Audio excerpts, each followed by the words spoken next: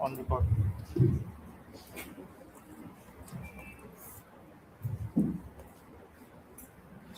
I look more handsome here. We already at that.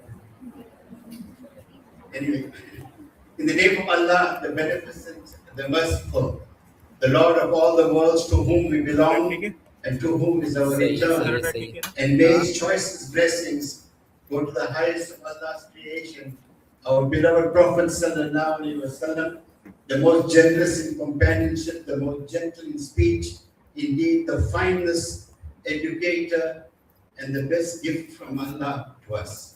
Assalamu alaikum wa rahmatullahi wa barakatuh. Whenever people ask me, Idris, as a motivational speaker, what legacy do you want to leave behind? And I say to them, I hope that when I speak from my heart to you.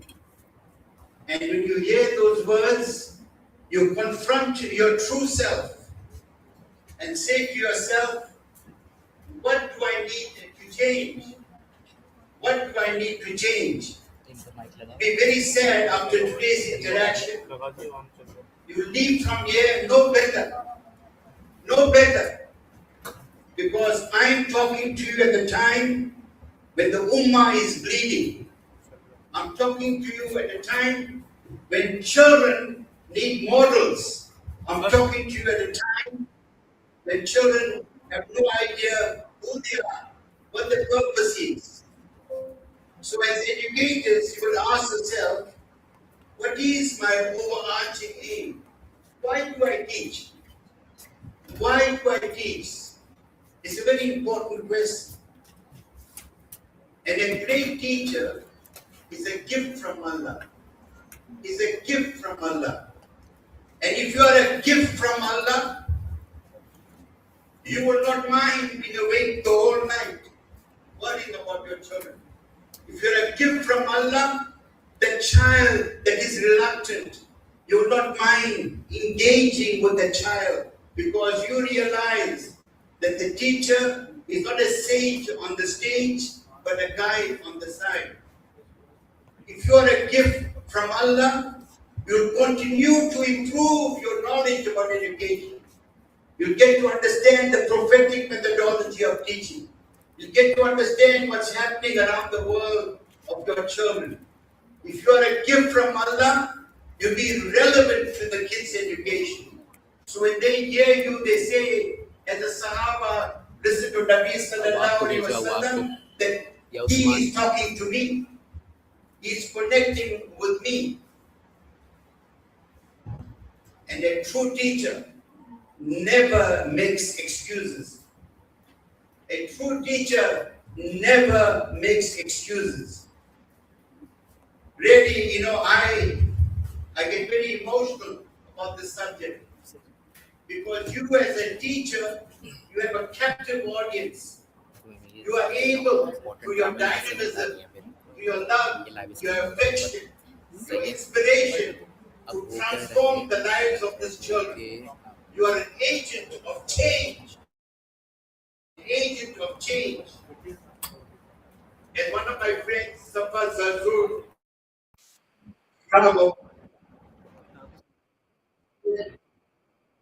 his talks.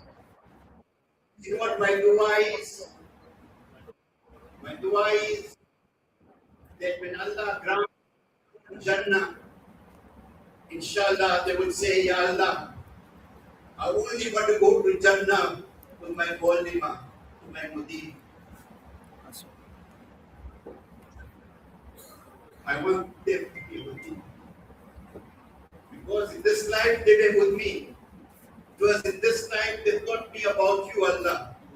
In this life they taught me of Nabi Sallallahu Alaihi Wasallam. In this life, when they saw me despondent, they took you home. So, brothers and sisters, you have a very onerous responsibility. Best profession in the world. Even if you like teaching, put your hands up.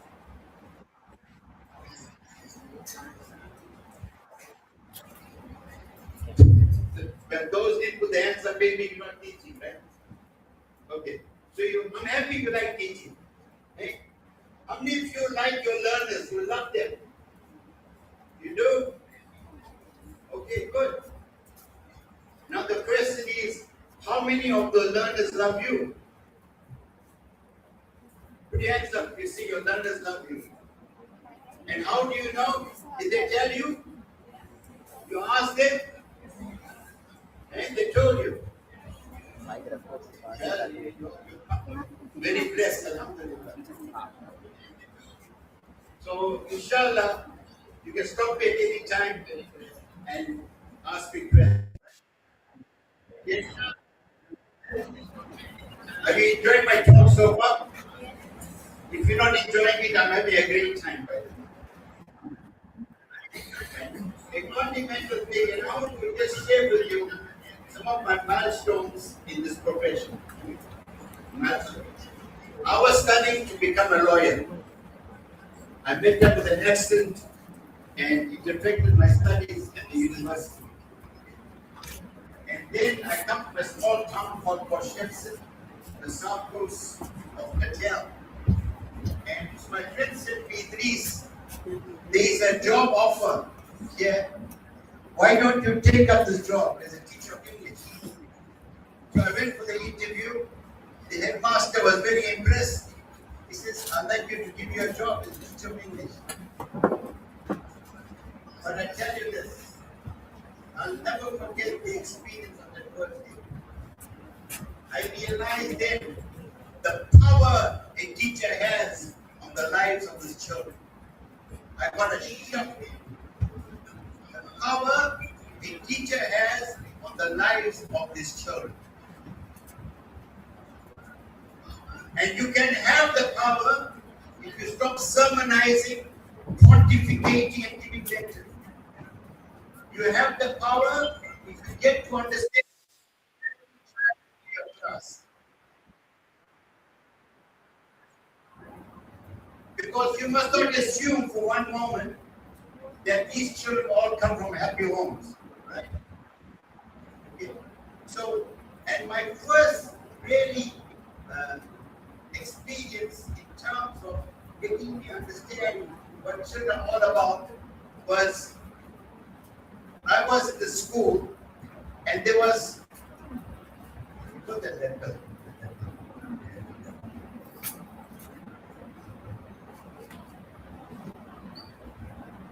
Yeah, so anyway, what happened was this. There was this one student, his work was, like untidy, and I used to get a bit upset with him. So I used to scold him and all that. So Allah put it in my mind that I should speak to him, get to know who he is. So I said to him, my boy, I'd like to see you in the first grade. He came and he was quite nervous, and I had no idea what to expect. What is he going to tell me? So I said to him, give me an idea about your background. When he started speaking, I started crying. I held his hand. He said to me that I come from a very, very poor home. I stay.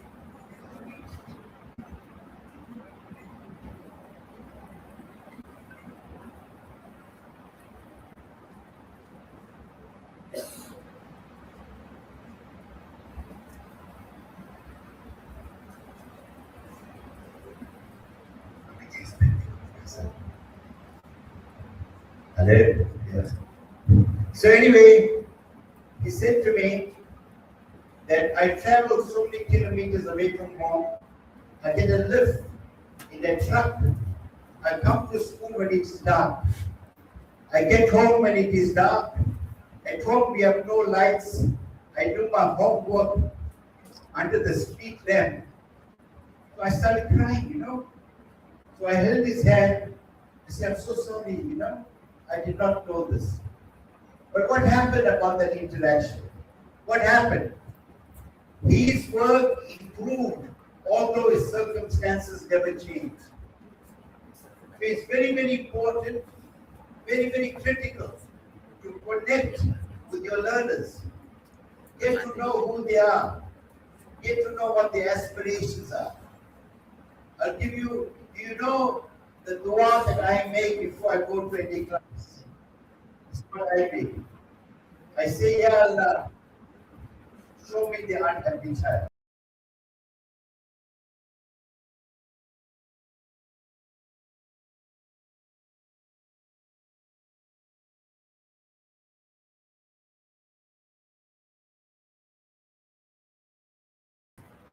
You articulate, talking about different abstract concepts when the child is crying out for help.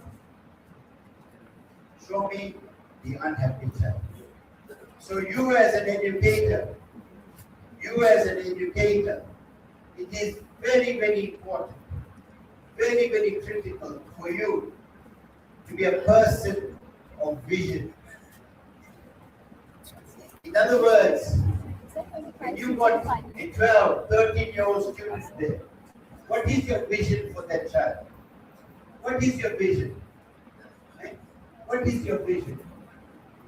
Are you happy teaching them concepts that pass the examination? Your vision is, Inshallah, Ya Allah, through my conduct, through my content, I want these children to have a profound love for Islam. It's through my interaction with them, I want them to learn about interpersonal relationships. It is through my interaction with them, I want them to have a deep and profound love for their family.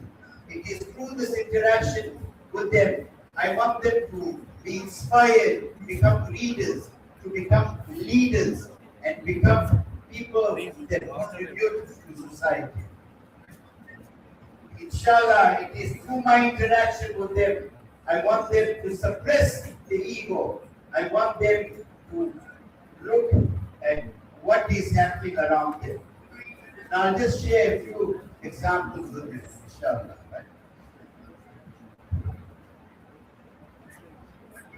In all my years, I have always loved the students, always. And I cannot thank Allah enough that He put me in this profession. Really, I cannot thank Allah enough. How many of you, my aim, whenever I used to teach, I wanted my students to say they never ever had or had a more dynamic lesson than today. Tomorrow must be better than yesterday. I want them to be excited by me, stimulated by me. You understand? And that's very important. And when I went to the class, I went there prepared for my lesson. So well prepared, as Allah is a witness, that if I went to class Y to teach them a particular poem, and next I went to class X, I said the class X must be better than the class Y, because surely I learned something. Surely I learned something. So you cannot thank Allah enough. You cannot thank Allah enough that you are in this profession. You cannot thank Allah enough.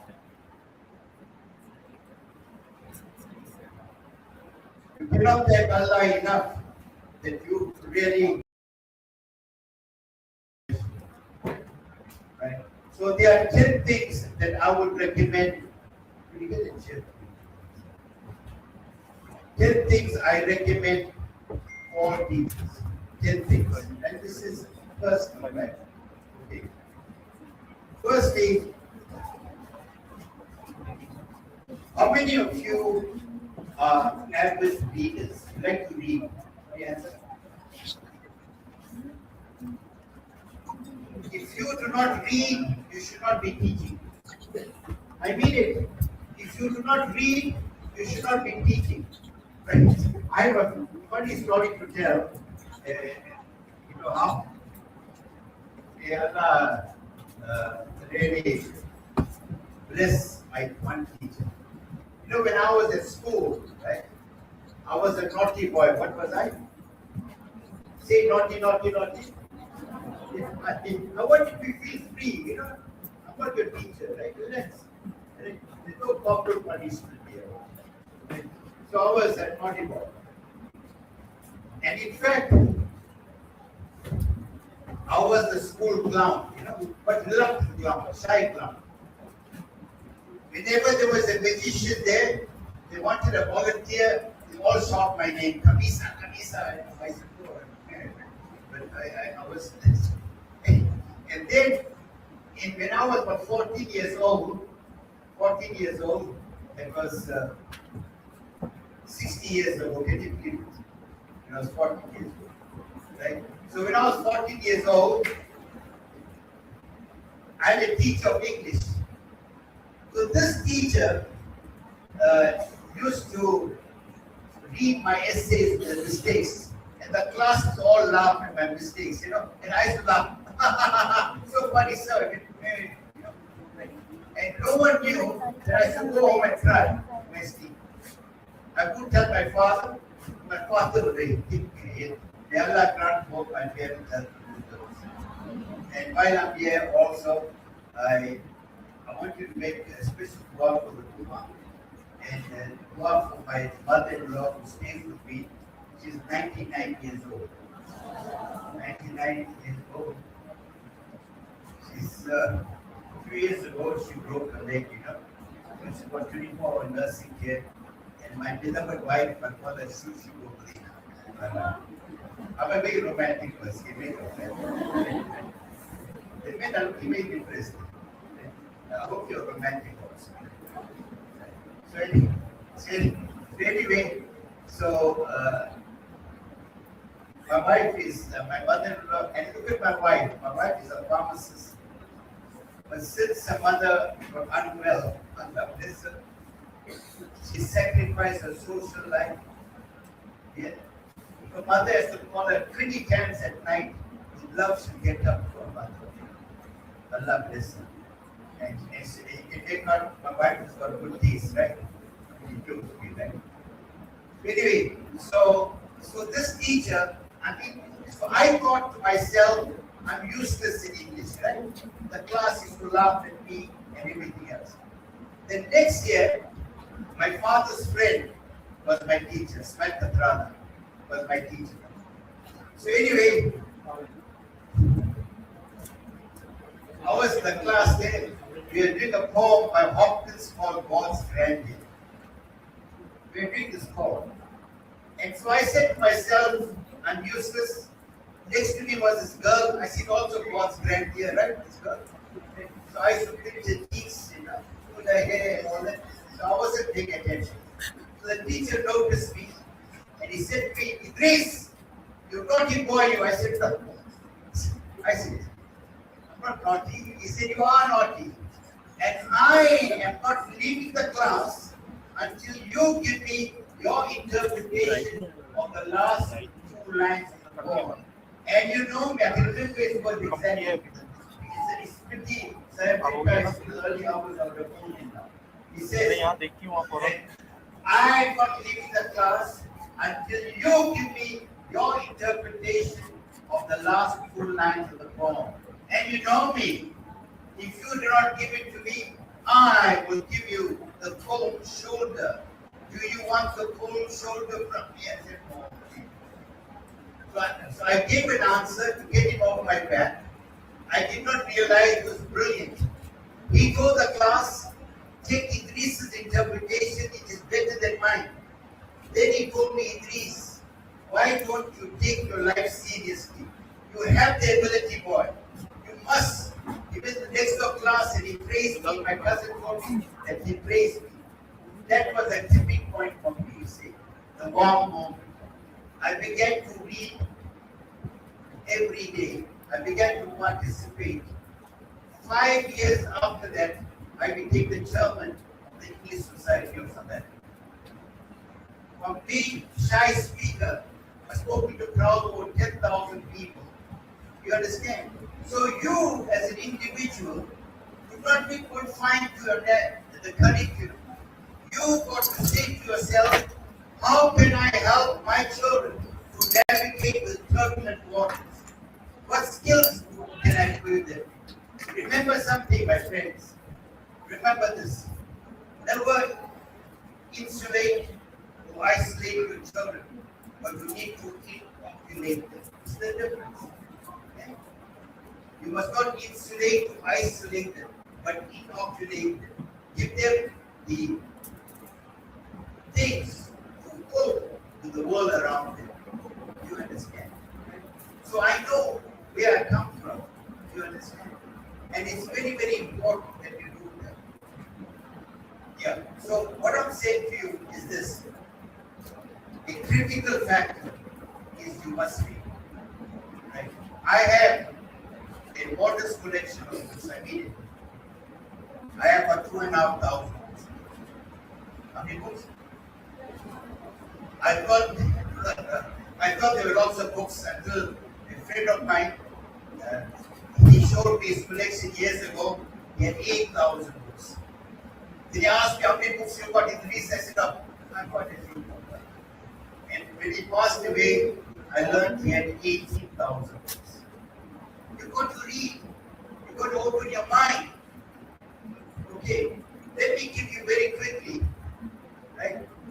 Please, right? I want all of you to repeat after me. Can you do that? Right?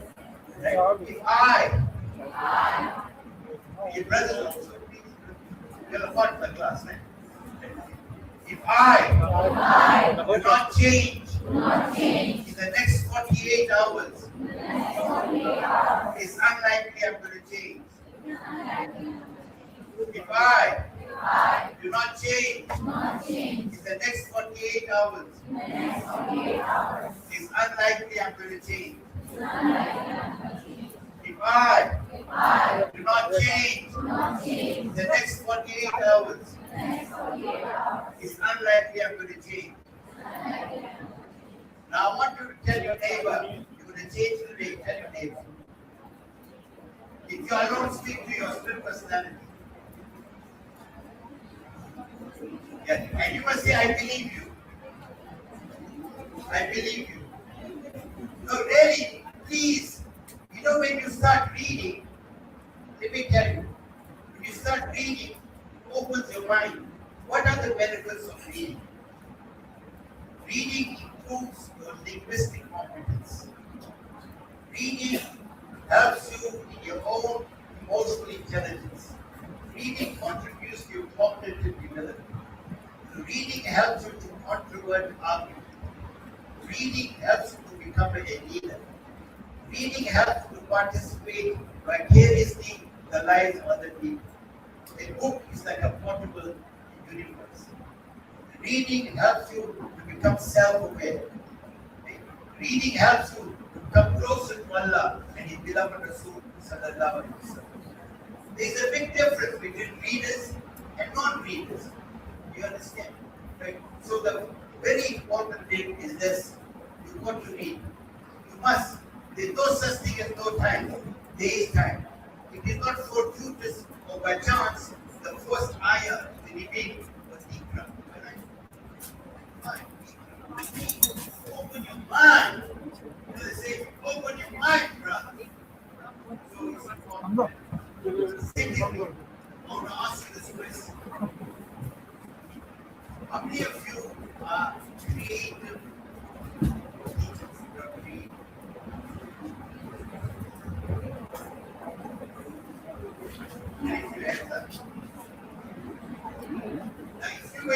If you were to ask me, right? If you were to ask, right? Okay, now that someone asks me, right? What is one of the most important attributes of the master? यही catch करना है यहीं से इसी का बैठ इसका mic laptop इसका माइक नहीं चलिए Okay, now I did. So one of the people I think they had कैमरे से लाया जा रहा है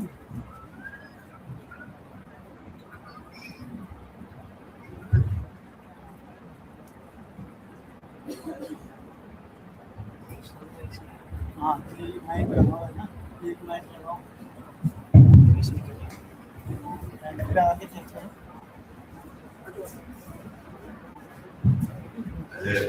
Right.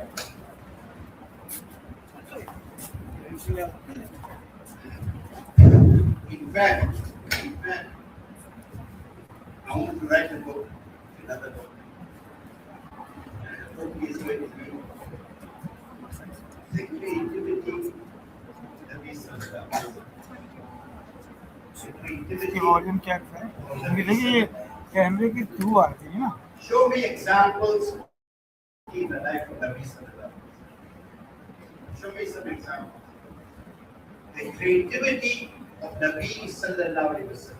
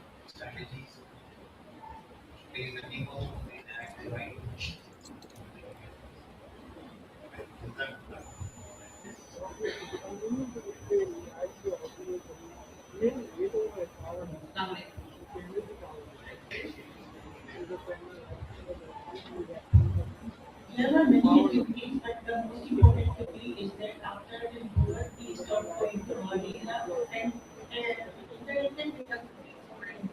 Yes. It was the point where the change started.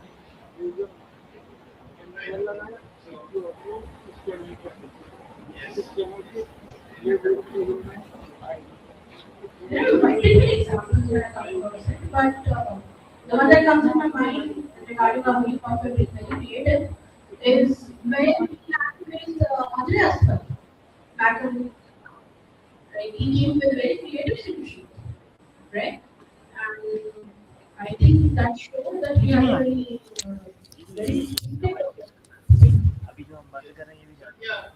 In fact, if you He used to give scenarios for explaining things. Right? He used to come up with different scenarios for anything. Like when he was passing with the Sahabas and there was a dead goat lying somewhere.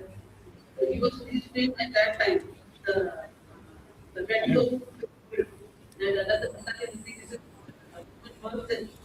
आपने पहले And किया कभी then live? this goat. He used to bring scenarios for explaining. वो बता सकता है कितने में आ रही है।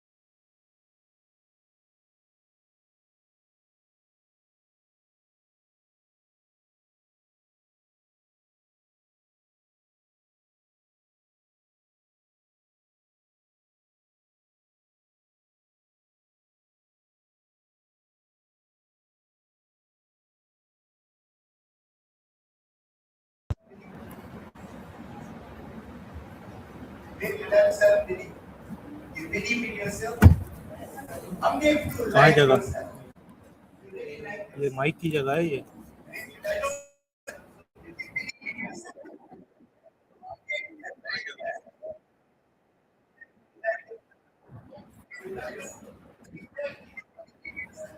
when people tell me, please, you do not know how much we love you. I say, no, everything the will of the Lord, I shall do it. The will of my wife says it. I say, I will say that I will do it. Yeah. I said, no, and you must remember this. You can be an effective teacher. हाँ ये चल रहा है, ये नहीं आ Show रहा. your whole character focus to your children. ये अभी भी नहीं आ रहा. That next to you. You understand? Remember, there's a difference between respect इसमें वो टैक्सी है. and respect to others. Taxi के भी निकालो, टैक्सी टू टैक्सी जल्दी से. Let's say, like you see children,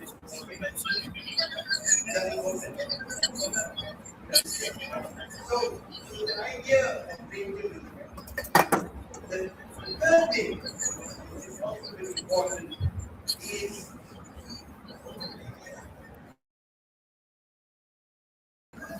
how many of you visit other schools?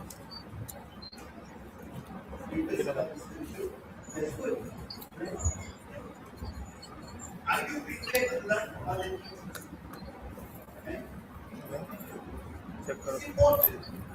I was very fortunate in South Africa that I was of the Association of Independent Schools. So I should visit the schools, top schools. And I learned a great deal. In fact, one of the things I learned from a school, when my children were 13, 14-year-old, I taught them how to write a novel. They write their own book. I learned from another school. So I think that's important. You've got to visit other schools. In that way, when you visit the schools, you learn a lot about yourself, how you compare with them in terms of how you are teaching. And you're never too old to learn. Me, I'm a parasite on new knowledge. I want to learn. I must read. If you give me a book title, I'll buy it immediately. You understand? Right. So that's the third thing. The fourth thing is very important, is collegial learning. Learning from your colleagues. And what we used to do, I used to get my friends who are teachers in the same school, I should tell them to listen to my lesson. And when they are there, in front of the children, they used to praise me. They said to the students, you should be so proud. You have a dynamic teacher like Mr. Khamissa. Are you proud of him? They say, yes, yes. When I used to go outside, they tell me, Idris, what are you wasting your time there? You know what I mean? Right? You learn from your colleagues, right? Another very important thing, that should be point number one, always seek Allah's guidance. You must seek Allah's guidance. You understand? Do you know, before I speak in any audience, and before I speak, my dua that I make, I say, Ya Allah, I'm not fit to speak to them, Ya Allah, but I'm here. Give me the words so that I can connect with each one. If my speech goes well, I want no one to tell me. If I can improve, Ya Allah, give someone courage to tell me how I can improve. You've got to do it. Okay? Okay. The next important thing is this, as far as your teaching is concerned, is to really get your children to evaluate you. Asking them, right? Yes, they remain anonymous if you want. Because what they say will give you a great insight. All right? Getting them, their feedback. Otherwise, you might think you're the best thing on this earth, Oh, I'm dynamic and all, right? Right? But it's not true. Okay. Now, I want to just stop there for a moment. I'll just take some questions, please. Any questions? I like when people ask questions. Yes. Sir, you talked about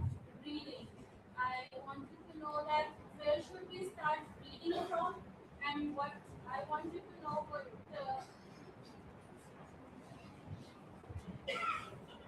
Assalamu alaikum. Walaikum salam. Sir, mashallah, you talked about reading. If you are not reader, you cannot be a teacher. I have a question that from where we should start reading. What one book will you recommend us that we should start reading from? This book it is compulsory to read, or how should we read? Is it for the pleasure? Is it for the knowledge?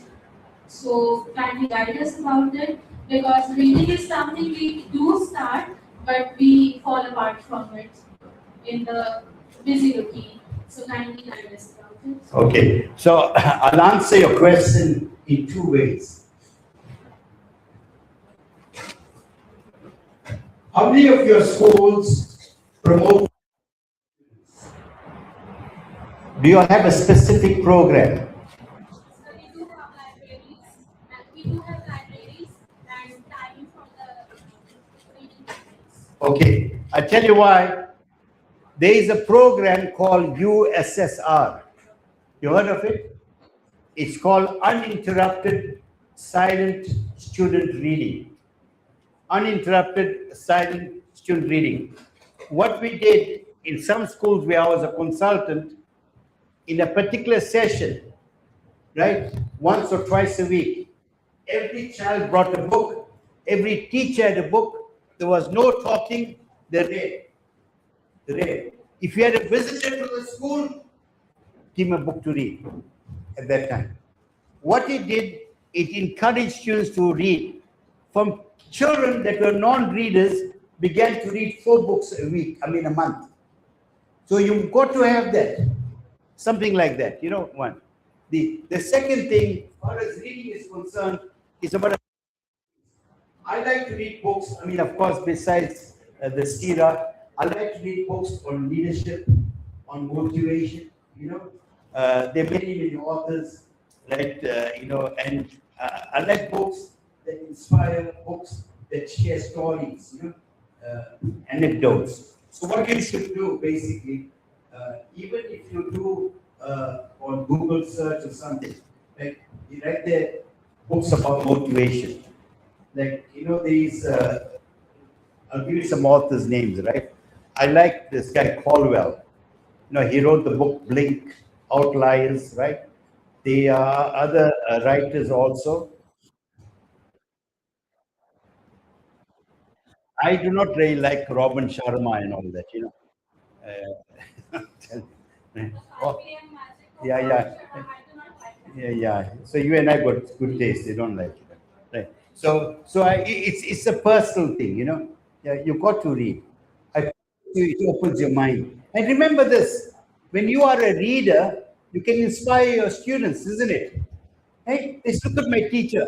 He's got knowledge about all these things. It's just such a broad understanding and knowledge. You understand? Yes. Any questions? Anyone else? Please, I want you. Let's make it interactive. Come on. I want 2 more questions. Yes. You said that you wanted to be a lawyer, but then you became a teacher. Did you ever feel like you settled for less? No. I cannot thank Allah, because teaching is the best profession in the world. Really. It is. I have no regrets whatsoever. I'm so happy. I fitted in the classroom. You understand? I know what I did. Because imagine every day you have a chance. You've got a group of children there to inspire them, to give them hope. I have no regrets. There's a poem by Thomas Gray. It's called Energy in the Country. And one of the things he mentions there, is born to blush unseen and waste its sweetness in the desert air. So you are giving these people a chance to blossom, right? Okay, right. So now, the other very important thing that I want to talk about is how many points are given you? 5, 6. Right. The 7th point, also very, very critical, right, is get to know each learner. Get to know each learner. You must get to know each learner. Get to know them. Get to know them. And you'll be surprised what you learn about them. You know, you'll be surprised what you learn about them. I'll give you a story, right? I was in a number of government schools before I joined the Muslim school movement, right? And then I had my first group of students that were going to leave. So, and I was so attached to them, I said to my colleagues, you know what? I'm going to miss them. Do you think we have done enough so that they can cope with the world around them? You think we have done enough so they have a deep love for Islam? And really, this was a very poignant experience for me. So I called the students, the boys separately from the girls. And I asked each one of them to tell me what impact I had in their life. Not to massage my ego, although it did massage my ego, I must say, until two of them bruised it. They said, no, Mudin, we cannot thank you enough for the love you have shown us. He went on and on. But two boys said the following. One boy said to me, I learned nothing from you. I suppressed, he said, I learned nothing from you. Immediately he said, I'm not blaming you. I'm blaming our home. Our home, there is no Islam in our home. And someone else said the same thing. But I asked Allah, look at Allah, is so merciful. Allah made me ask that boy, the first boy, will you ever help an old man to cross the road? And he said to me, no, I'll never help an old man. I said, he spent 12 years of the school. Where is his generosity? So what I did, the same weekend, I visited his family. His mom, may Allah grant his mom and dad Jannatul Firdaus. So the mother tells me, she said it laughingly, but it was so true. She said to me, you've come to spy on us. You know, so I smiled at her. But you won't believe it. The same boy who told me on that Friday, he will not help a man to cross the road. On Monday morning, I said, let's you and I go to town to have coffee. We drove. I parked the car off. There was an old man on a wheelchair. The same boy who said he'll never help an old man to cross the road, he asked me to give him a moment, and he helped that old man to cross the road. How did that happen? Why? Because he felt a kingship with me. Understand? Because they must trust you. As a teacher, you must have integrity. As a teacher, you must have compassion. As a teacher, you must promote excellence through your own conduct. You understand? Right? So get to know each of your students. Right? Next thing, very important, right? All children need the 6 A's. What A's they need? 6 A's. 1, they need acceptance from you. 2, they need affection from you. 3, they need your attention. 4, they need your appreciation. 5, they need your affirmation. 6, they need your acknowledgement. But more than that, they need from you positive attributes. Telling them, Muhammad, you're going to be a leader someday. I believe in you. Because your talk would lead to his or her positive self-talk. I believe in you. You understand? Okay. Right. Okay. Right. Now, how many? What points now? What point am I? 7. 7. Okay. Now, the next important aspect, very important. Children judge you by not so much who you are in school, but who are you outside school. What do you do? Are you an inspiration? Are you a role model? So you're going to make sure that you model that kind of behavior that will be inspirational. And the other point I want to make, right, very critical. You know, they say the purpose of schooling is to prepare people for life outside school. But there is life in school. You must regard your children in the classroom as ummati. Ummati. Right? When, for example, Fatima is not in school, I must ask a friend, Aisha, where's Fatima? He says, you know what, she's not too well. Let's make dua for her. How powerful is it? Let's make dua for her. And call Aisha. He says, you know, Aisha, I'm not too happy with Fatima's work, man. Help her, man. She's a good girl. Help her. You know what I'm saying to you? So you must create that muhabba. You must create that a person who does exceptionally well in the class must feel a bit of sorrow for those not doing so well. Okay, right. And the last point, which is very important, very, very critical itself, is this, that as a teacher, you must be a good team player. And you mustn't be in the class where someone complains to you. He says, you know, ma'am, that other teacher, we don't like him. Say, to me, I don't like him. You know what I mean? You must create that muhabba. Okay? You understand?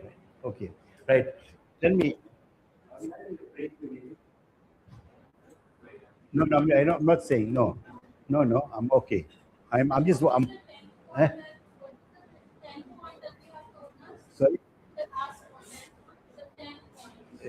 Be a team player. So what was the 10 points? Did I say team player? Team player. Okay, right. Now I want to talk to you about a very, very, not that other stuff was unimportant. Normally I do a 4-day program with teachers. I heard you're very bright in Karachi, so a few hours is enough for you. Right? Okay, right.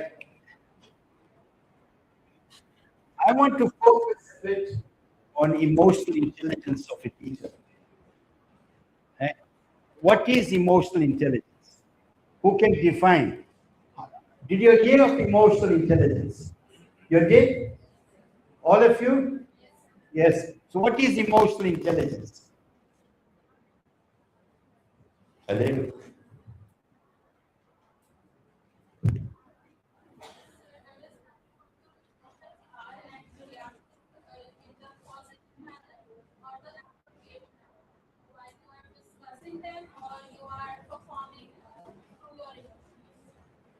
The emotional intelligence is being intelligent about your emotions. There are 4 broad emotions we have. You're either mad, sad, glad, or afraid. Right? The finest exponent of emotional intelligence was Nabi Sallallahu Alaihi Wasallam. Remember that. Now, it does not mean you must suppress those emotions. It means when you experience these emotions, you're going to be very guarded as to what you say or you act. And in emotional intelligence, my sister, you do not react, but you respond. There's a difference, right? Okay. Now, can you give me some examples of Nabi Sallallahu Alaihi Wasallam's emotional intelligence? Can you give me examples, please?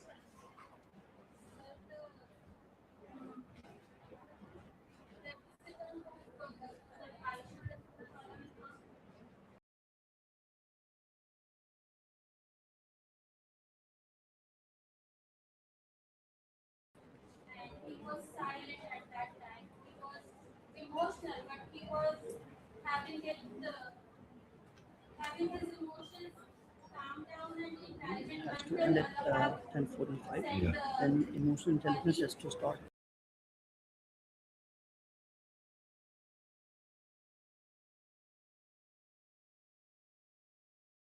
We are going to do that after the break, am I right?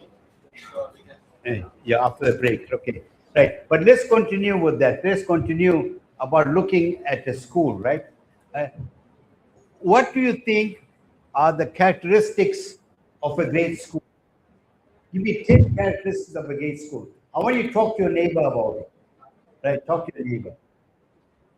And the ones that give us the best answers, we'll give them free tickets to my program tomorrow. Edris Khamissa from South Africa with Sheikh Atif. Hee-haw.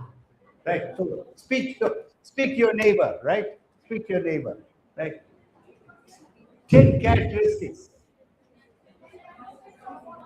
Sorry? Good school. 10 characteristics of great schools.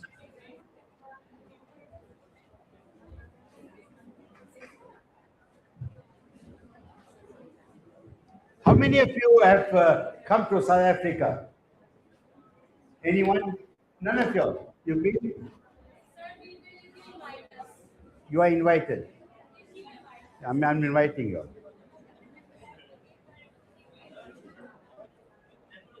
Sorry? Sorry? No, just generally. 10 characteristics of great schools. 10 characteristics of great schools.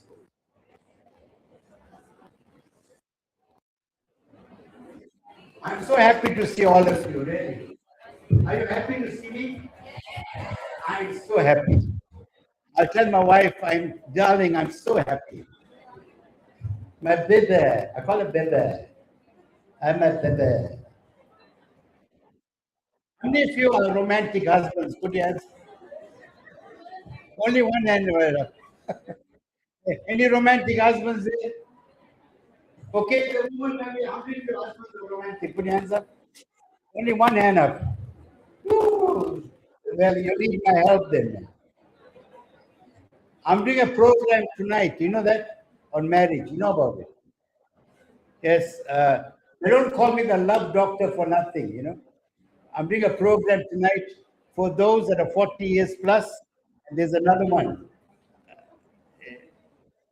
I'm doing it tonight.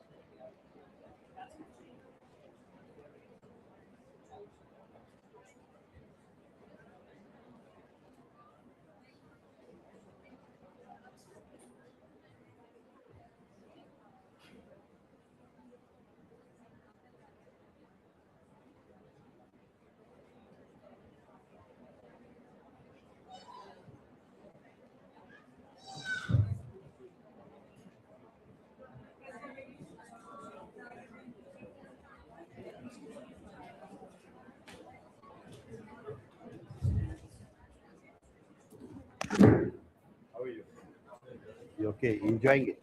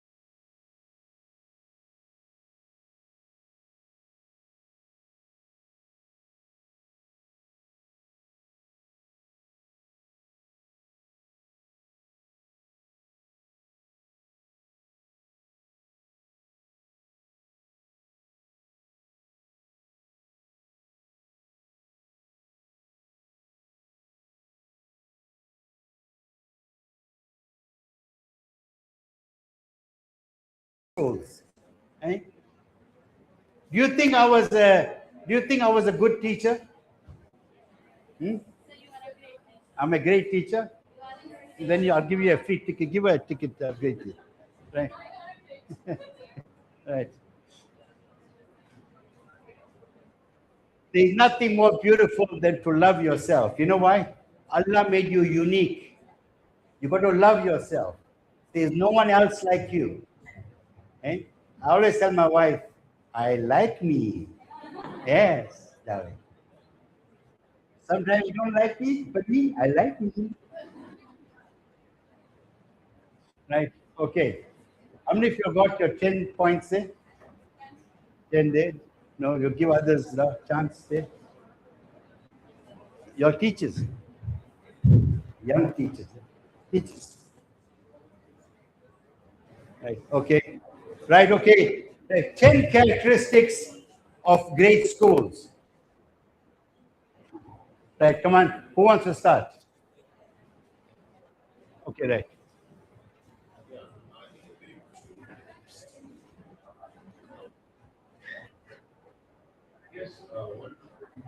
Yeah, please, my beloved sisters, listen to our respectful brothers. Okay, I guess I'm audible. I think one very important thing, probably the most important thing, which every school must focus is to inculcate a culture of what you have.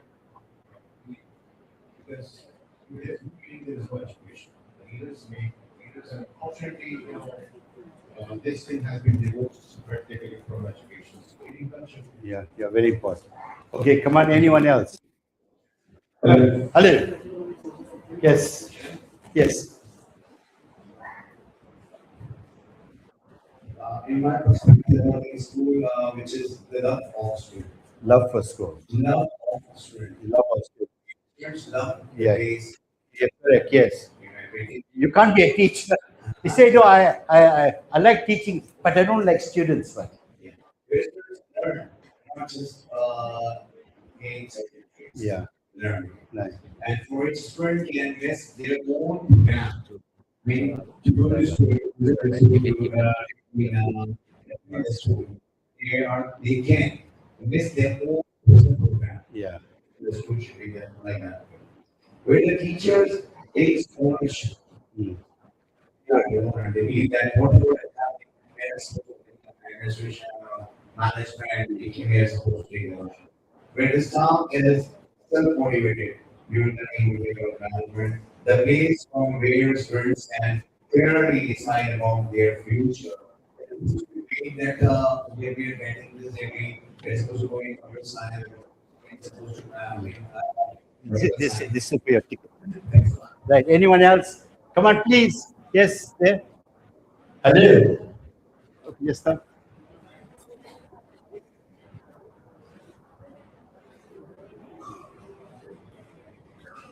Okay, just let the brother. Assalamu alaikum wa rahmatullah. Islam, my beloved. What's your name, brother? The best school actually to have a good and efficient faculty first of all. Yes. Then to have educational atmosphere where the students can learn easily. When the students are free to ask any question to the teacher, the educational atmosphere will be there. Yes. And to have learning as per need of the student. Next one is to have a well-prepared soft board environment. I think so. Yeah. And to have a time staff also. Yes. And the next one is the most important. We have a national school building is very necessary for every student. Students feel relaxed. Thank you very much, sir. This is for you. Yeah. Free ticket.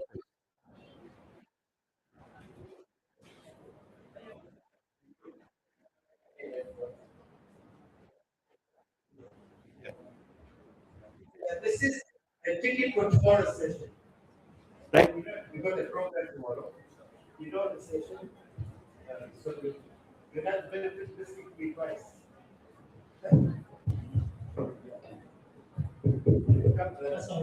What's your name? My name is Abdul. Yes. For me, for best school environment is for building structure. For students. Not in a classroom, we have a 30 plus students.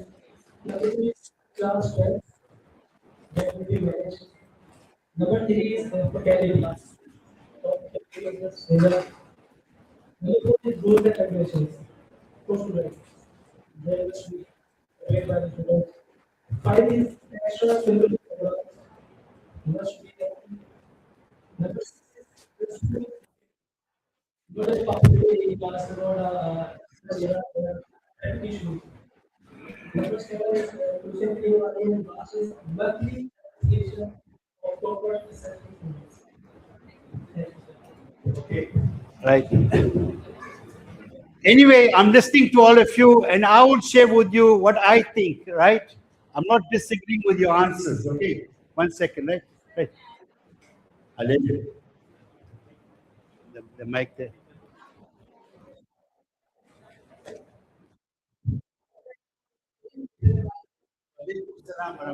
Seriously, Mashallah, you are conducting a very really interesting session and meeting each and every student.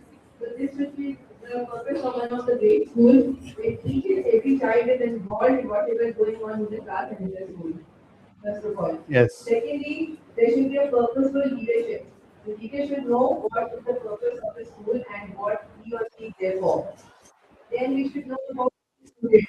As you put it, that we should know about their background, about their life. If the child is weak or maybe is not a normal age, we should know what is the reason behind why something is wrong with the back from his own age. Then we should also positive and safe environment where each child runs academically. Then he feels or she feels that he's safe and whatever is going on in the environment. Then we should I can say that family values we focus on them methodology. And staff development should be there and there should be a very strong the staff where each team is about the students and what are the students and what the teachers are. Right, thanks for that. Right, anyone else? Assalamu alaikum, sir. Yes, who are you? I can't even. Yes, I'm talking. Where are we talking? Here I am. There you are. Yes. My gosh, there you are. Yeah. Yes. Here I am. Yeah, man. Yeah, you are. Oh, yeah, yeah. Sometimes,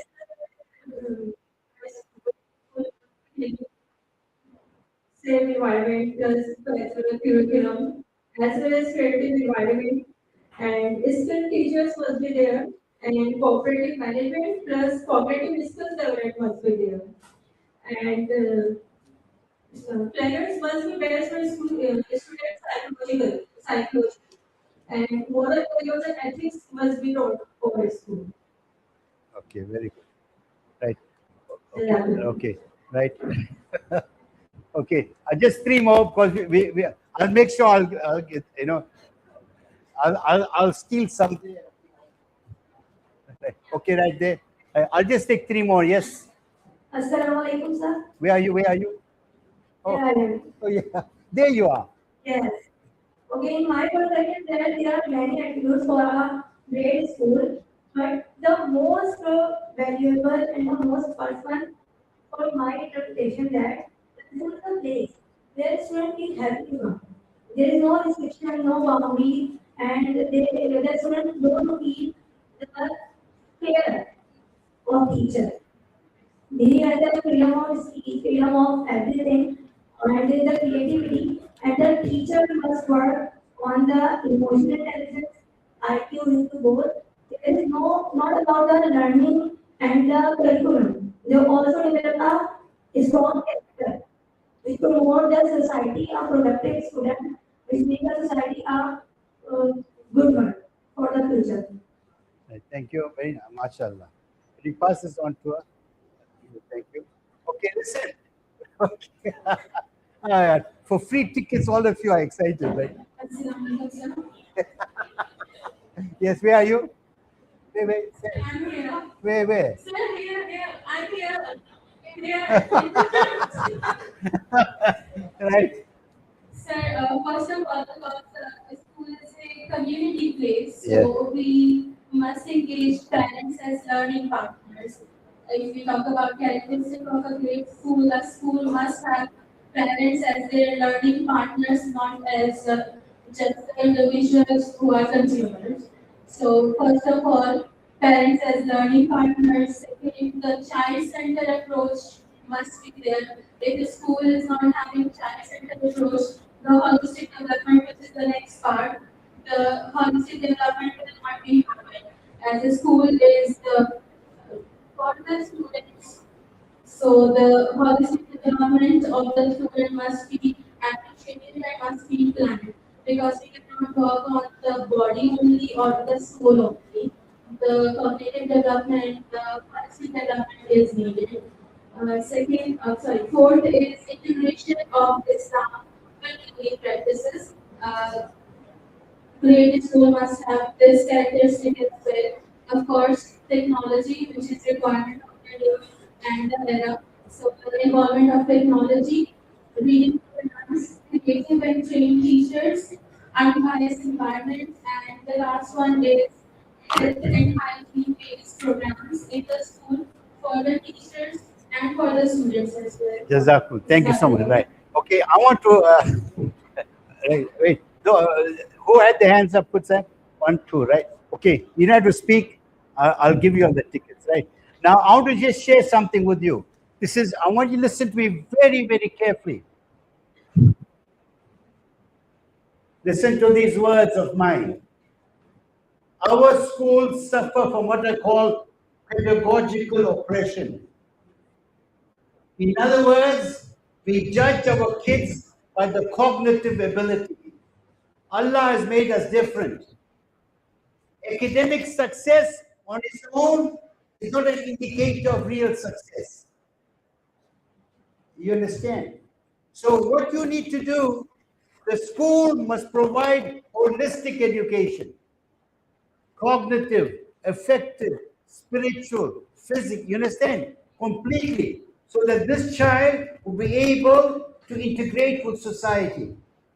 In fact, I have found that the students that normally come out first, second, and third in the class, when they study, it's only about them. They don't have compassion. It is the average pupil that does more for society than them. Holistic education is critical, number one. Secondly, in a great school, creativity is an integral part of every lesson. The third thing, listen to these words. If you do not allow children to determine the curriculum will determine them. Students should be able to participate in the school curriculum. You understand? We mustn't think that we are, there, like a stage, I'll tell you what you should learn, boy. You ain't going to tell me anything, boy. Oh, you understand me, boy? You got my picture, boy? You don't mess with me, boy. You know what I mean? It doesn't work like that. I'll give you an example.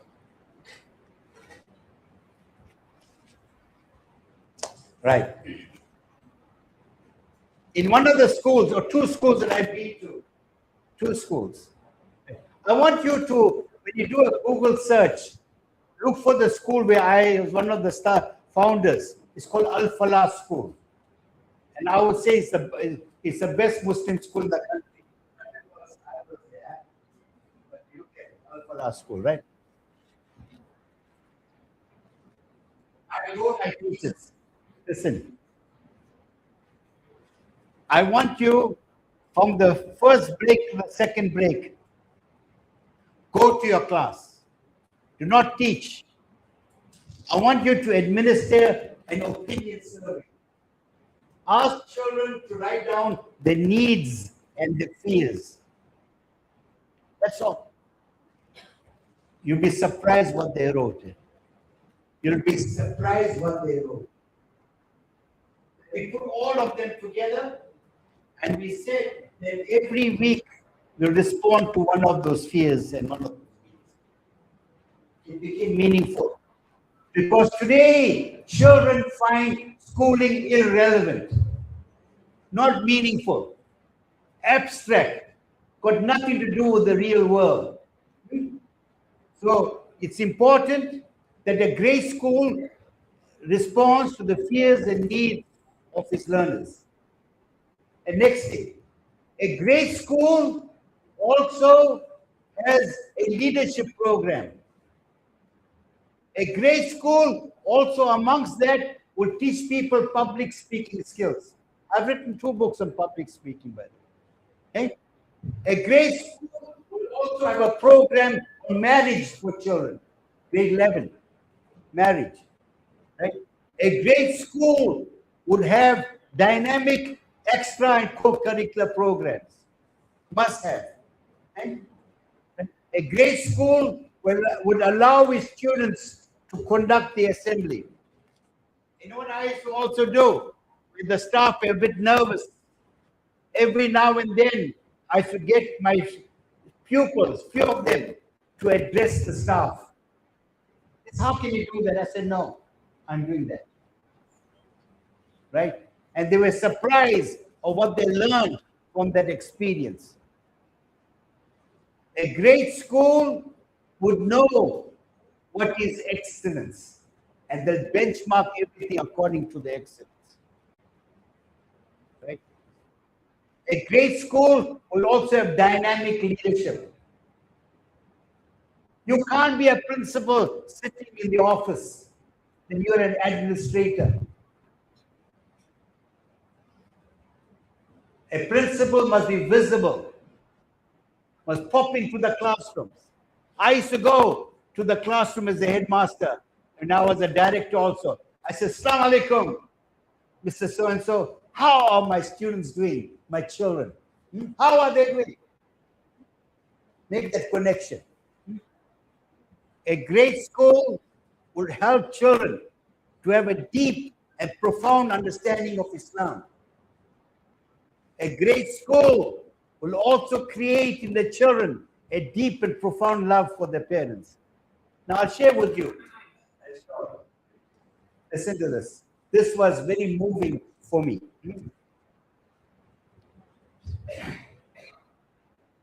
There was a teacher, and he was very nervous, about his first day at school. And he said to himself, I wonder if they'll listen to me. There's a water, please.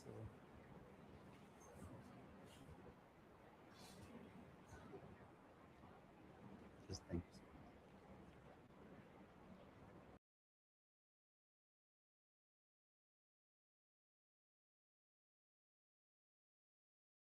He said, anyway, he went to the school. He went there. And what he found? That the boys were inattentive. But there was one girl in the class that was attentive. And he said, never mind, I'll teach for her. You know what I mean? She's inspiring me. And 3 weeks, the girl had not come back to school. So he asked the registrar, who is this girl? He said, haven't you heard? She committed suicide. He said, I will not rest until I find out why she did what she did. She was so bright. The whole world was an oyster. Why did she do this? Why did I get to know her better? He said, I will not rest until I find out. He went to the girl's house. He met the father and mother. They were loving. But none of them at any time hugged the child or expressed their love for the child. There was no more beautiful creation than Nabi Sallallahu Alaihi Wasallam. His love for children, his love. So he decided, the teacher, once a week, on a Wednesday after school, he's going to teach his students how to show love to family and friends. And one father recounts a story. This to me was a poignant part of it, something that really moved me to tears. The father says, as I was ensconced in my lounge, my son came to me after one of those lessons. And he said to me, Daddy, Daddy, would you please stand up? I was taken aback by his request. I stood up. He hugged me, kissed me on both my cheeks and my forehead, and he said, Daddy, I love you. I began to cry. And I asked my son, why are you telling me this now? And my son replied, must I tell you when you are dead? I remember the story in 1979. I phoned my father, and his response was the same. You understand? So it's important that our children, through you, in grade schools, learn about the dynamics of relationships, learn about emotional intelligence, learn about knowing when to speak, learning also to forgive, right? Learning about family values, right? A productive member of society. Okay, you got that, right? What are the characteristics of great schools? Tell me.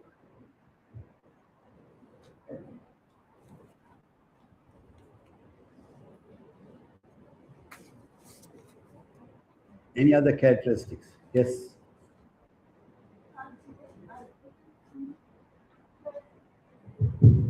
Creative school uses the textbook as an outline of the syllabus, supported by curricular and co-curricular activities in which the students' learning needs are kept or they are focused. Moreover, as for the holistic education, they require autonomy of the parents, even sometimes need to guide or need to train the parents. Yeah. But you see, this is a point, you see, a very important point. Sometimes, in many cases, you don't get the cooperation of parents. They're caught up, they've got issues, whatever. So you got to make sure that you are such an inspiration to those children that when they go home, they become instruments of change, agents of change. Right? Sometimes what happens, we lift up our hands, it's so much we can do that we don't get the support of parents. But parental support is important, don't get me wrong, right? Okay, anyone else? Okay, yes?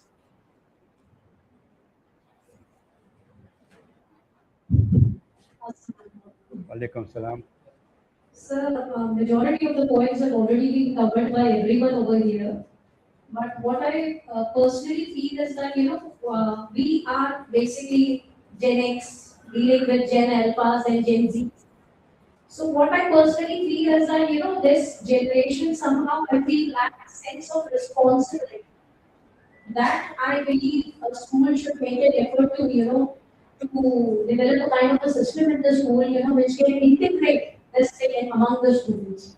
Plus, our generation, like this generation, the current generation we are dealing with, it's a smart generation. It's not a hard-working generation, it's a smart generation. They want everything easy and in their hands. They are not very patient as well. So, like Allah obviously, Allah also told us that Saza and Jaza, both the things. So there should be some consequences as well, which a student should, where my limit is. That is, I believe, like currently what is missing.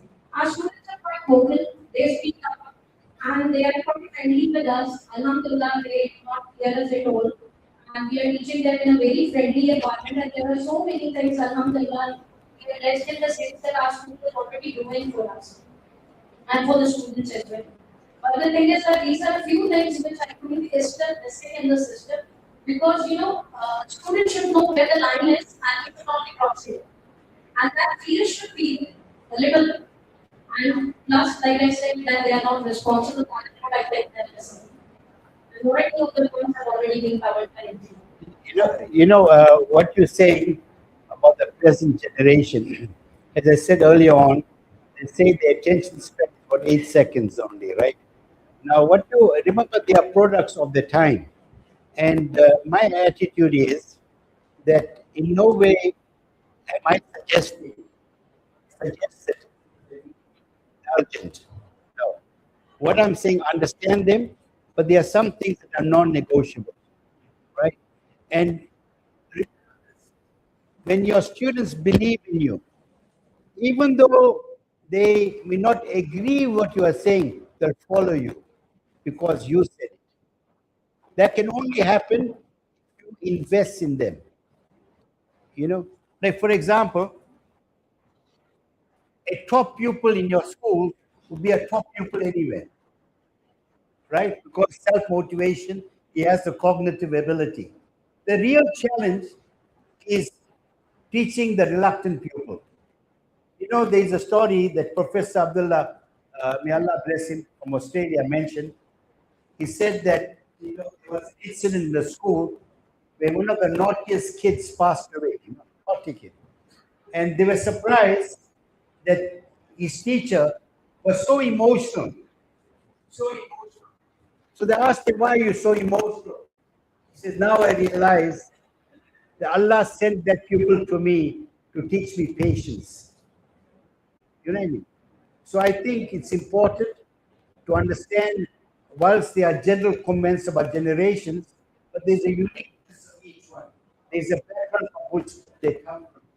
And you are able, through your own example, convince them about what are ethics, or what are things that are non-negotiable. I promise you that come around. Okay, Isha. Thanks so much.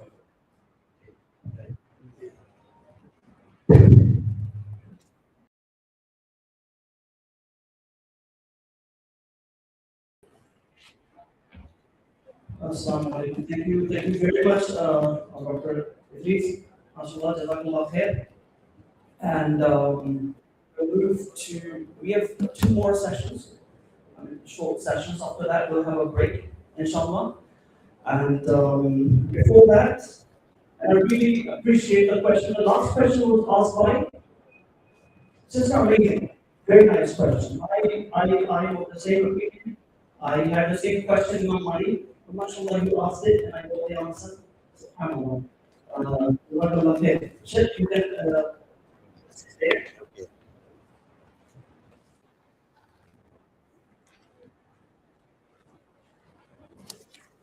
Okay, how many of you have drawing app on your smartphone? Drawing app, this now drawers again. किस mobile में drawing app है अभी? No, you don't have. How many of you have a pen and a paper? MashaAllah. I'm giving you 3 seconds. 3 seconds. Okay, 5 seconds. Draw a house. एक घर draw करें अपने mobile pen and papers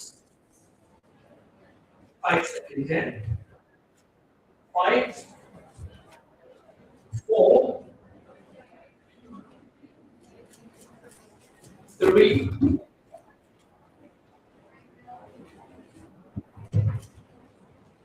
2 done. MashaAllah. 1. MashaAllah. Give me. Show me. Is it big? SubhanAllah. Okay, take it. Everyone is done in the same way. Yeah, good. Asha, ये घर draw किया है, sister ने. Can you guys see it? आपने से किसी से ये घर draw किया है? Raise the hands. Wow, SubhanAllah. It's working. Yeah. आपने सबने, MashaAllah. अच्छा सबने ऑलमोस्ट यही घर ड्रॉ किया है और आप में से किस का घर ऐसा है रेज द हैंड कराची में कभी आपने ऐसा घर देखा है अच्छा हम ना इस तरह के घर में रहते हैं और ना हमारा घर ऐसा है लेकिन फिर भी आपने ये घर ड्रॉ किया क्योंकि बचपन में आपके टीचर ने आपको सिखाया था घर ड्रॉ करना है this is the power of teaching So you teachers are really powerful. And so am I. Because I'm a teacher too. Okay? Okay, there was this young boy, I said usually what I do when I'm in the class, when I teach, I take a very simple motivational stories. And they really work. There was this young boy in Hong Kong. उसका एक accident में हाथ टूट गया था. He wanted to learn martial arts. So he joined one of those reputable martial arts institutes in this area. He joined it, he went to the master and told him, Master, मेरा उल्टा हाथ नहीं है. Right? मेरा left hand नहीं है. लेकिन क्या मैं martial arts सीख सकता हूँ? मेरा उल्टा हाथ टूटा हुआ है. I only have my right hand.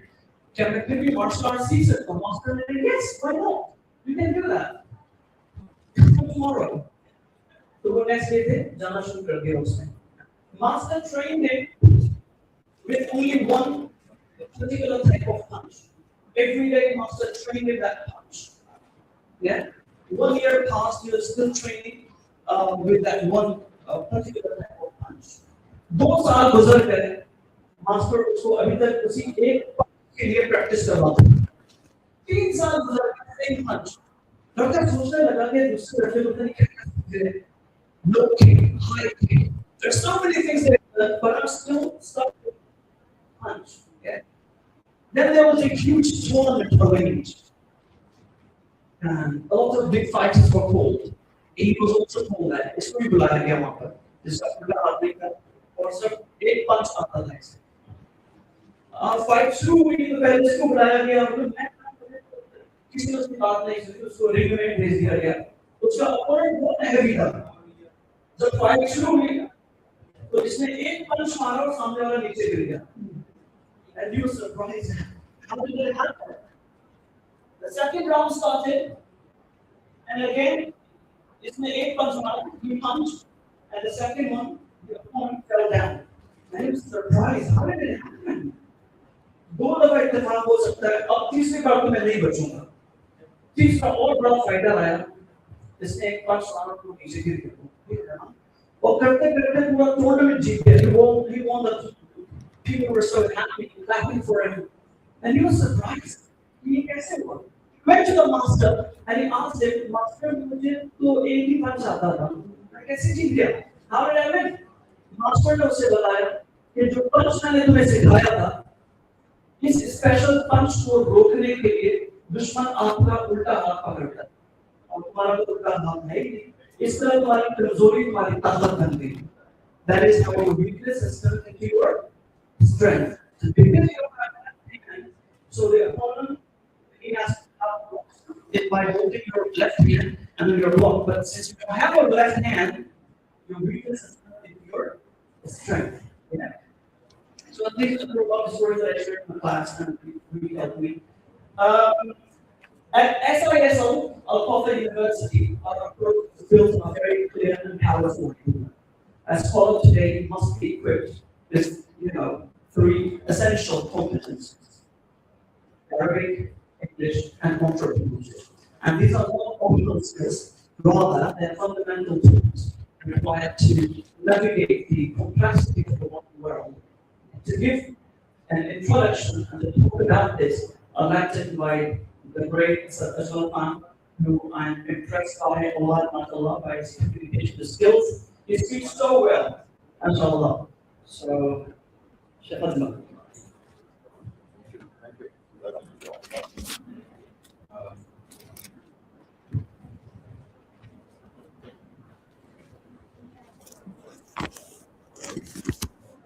I'm audible. Okay. A'udhu billahi minash shaitanir rajeem.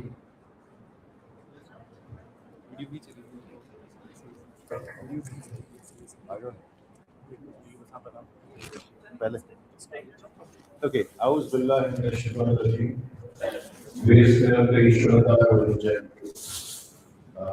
Ladies and gentlemen, my name is Ajmal Khan. Basically, I am an assistant professor of English here at the School of Islamic Scholars and Leaders, which is mentioned here. So first we'll run a short video. Am I right? We are first running the video. And then I'll give you a very brief overview of what exactly this School of Islamic Scholars and Leaders is. So, are we running it? Okay. Everyone offers knowledge, but no one.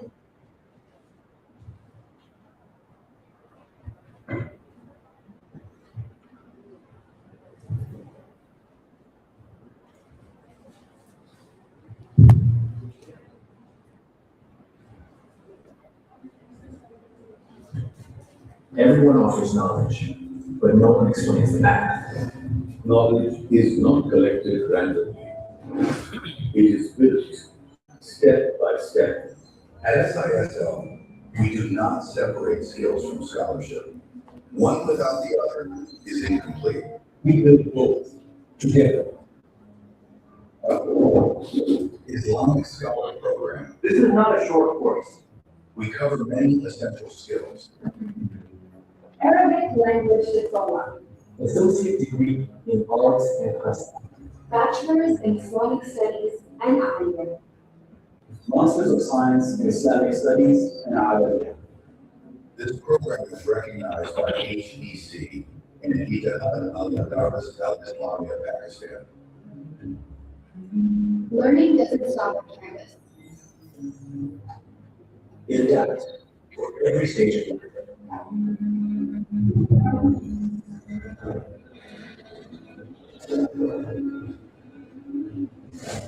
This is where faith speaks, in the language of the future.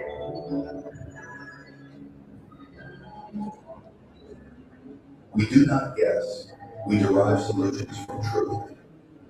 Islam doesn't confuse the world, it clarifies it. Our AI does not provide artificial answers. Intelligence, guided by authenticity. At the university, we offer state-of-the-art facilities designed for excellence. We provide a courtyard, offices, staff rooms, a printing hall, and an auditorium. On other floors, we offer state-of-the-art facilities, including a library, fully equipped classrooms, a gym, a computer lab, and much more. And where is second? School of Islamic Scholars and Leaders under Al-Kawthar University.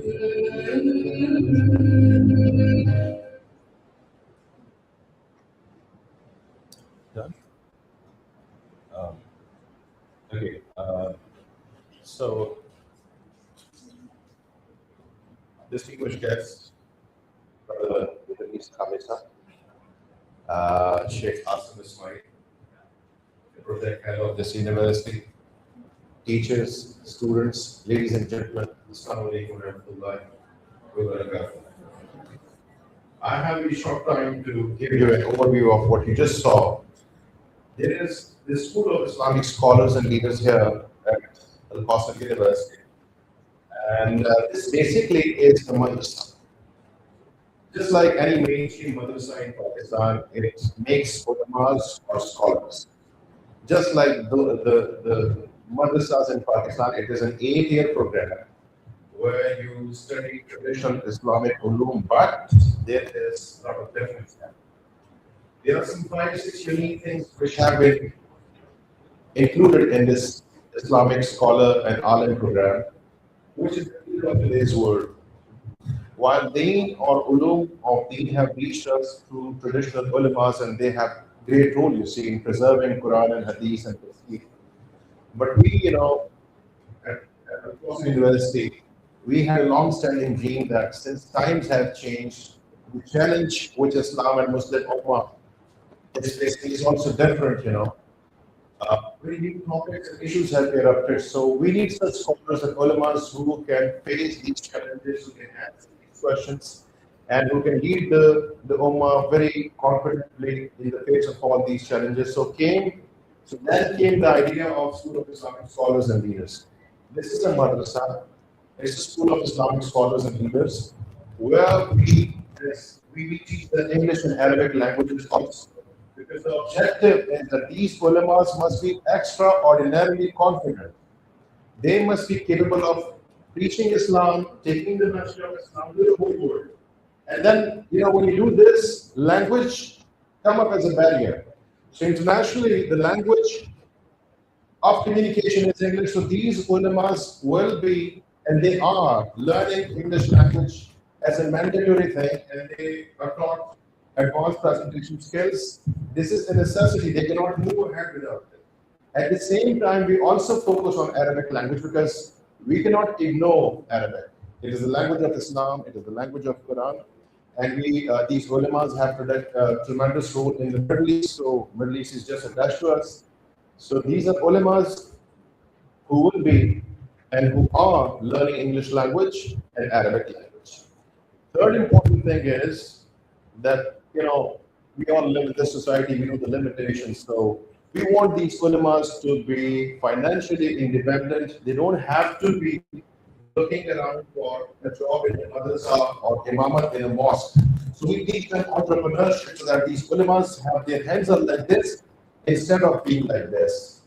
Financial autonomy makes a man and a woman independent and brave. We want brave ulamas. We want very confident ulamas. They will be like this, inshallah.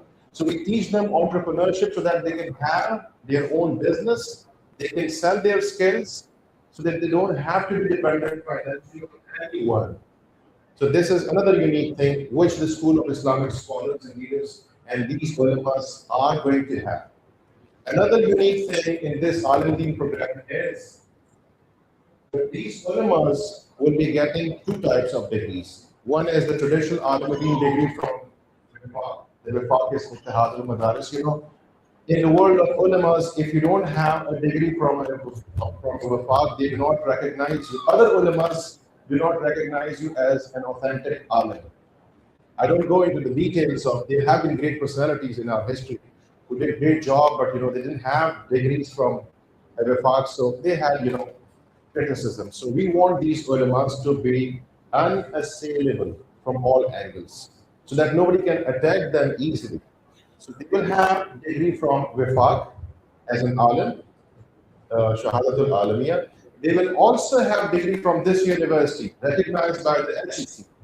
They will have BS Islamic Studies and MS Islamic Studies. But, in the world of modern education also, nobody can say to them that you are not a qualified person. This is the fourth thing. And the fifth thing is that these ulamas and scholars, we train them in physical fitness as well. They daily have yoga, they daily have taekwondo, they daily have fitness, male and female sport. They have separate trainers for males, they have separate female trainers for females. Observation of further. The idea is that these ulamas must physically also be very strong and agile, because a strong mind resides in a strong body. The active mind resides in an active body. So these are the unique things in this Al-Deen. And one more thing, which is unique, probably within Pakistani borders, no other madrasa offers this, what we are offering. As the objective is not to make money, we are a very rich university, we don't need money. The point is there is small fees also for it, a very small fees, and we have tremendous scholarships. The idea is that anything which comes for free, unfortunately, does not have value. Even in the eyes of those who have made it, I don't go into the details, but you spend some money on something. There's a very nominal fees, and if somebody is very bright but is short of money, they share their problem with us personally. We have multiple ways of making sure that it's almost inexpensive or almost, very subsidized for that. Aspect, the School of Islamic Scholars and Leaders is, as I said in the beginning, we want such males and females who really want to work for Islam, who want to take the message of Islam to the whole world, with confidence, with depth of knowledge, with authenticity. So we, every 2 weeks, we have a guest speaker session at the School of Islamic Scholars and Leaders. We have guest speaker sessions here also, but separately there also. And we invite champions of different fields to come and talk to these people. Because we want these followers to teach Islam and taking the message to elite class, to those who are away from Islam, to the people who matter in society. For example, we want them to be capable of addressing the students in IBA. We want them to be addressing the audience, let's say in lungs, address the audiences in India, in Dubai, in America, in Europe. So language problem is resolved, but that confidence also is needed. One common feature of all human beings, unless trained, is we feel shy of dead people. If let's say if I have to face an audience in Karachi Chambers of Commerce or very rich people, and I'm an knowledge, so generally, if I'm not trained to face such an audience, there is a shyness, there is a fear. What sort of, these are very great people, what will they think about me?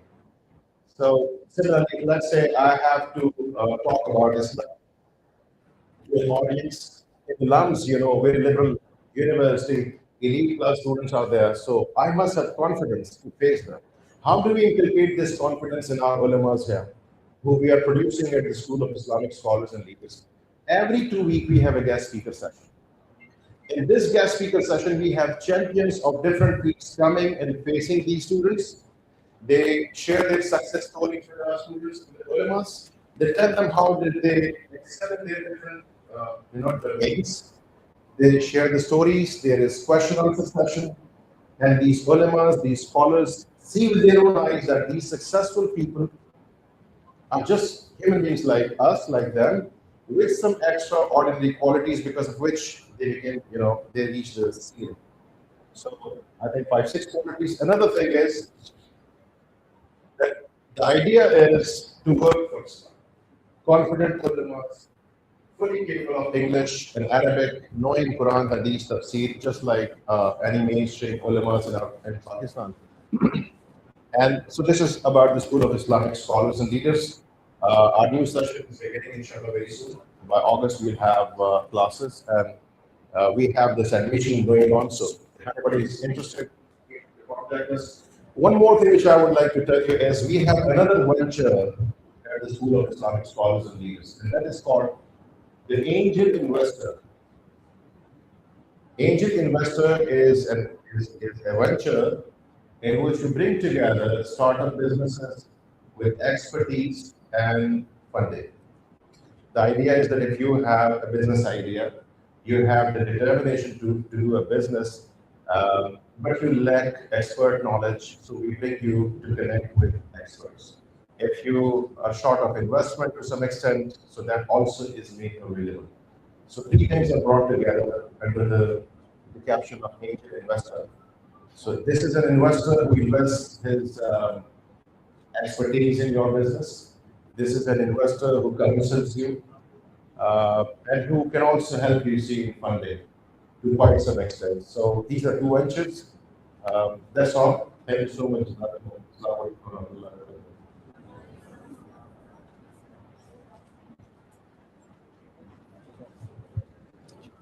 Thank you. This was Khan,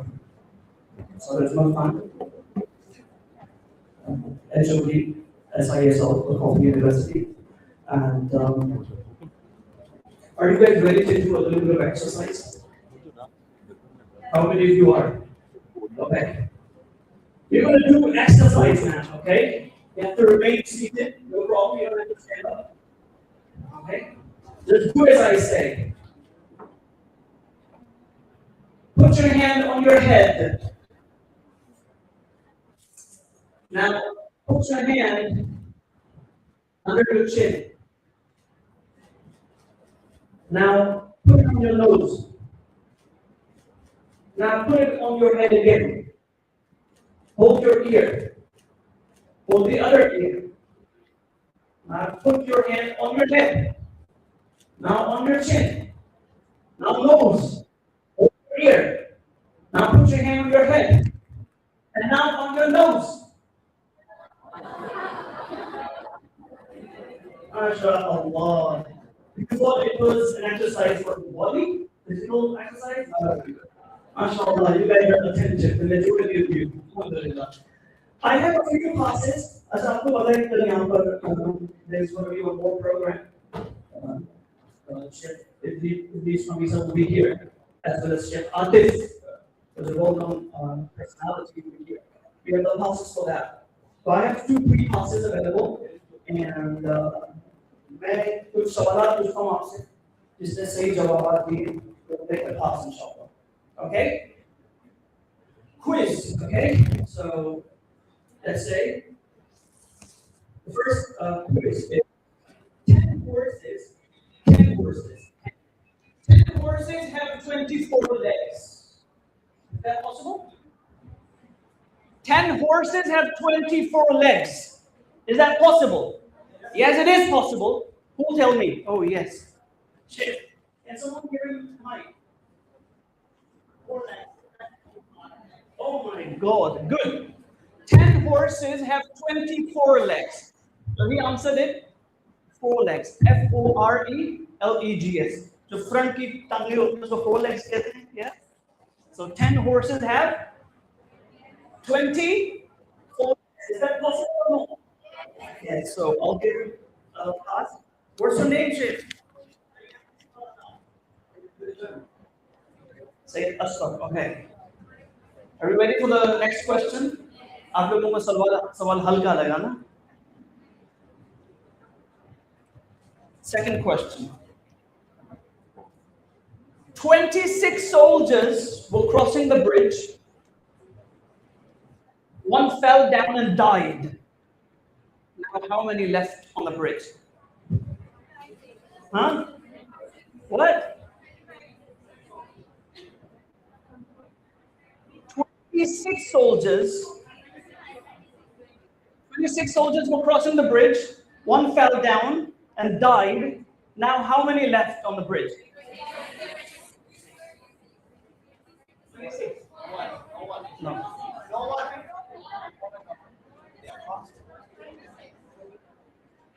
No, one fell down and died. Janaza, gone.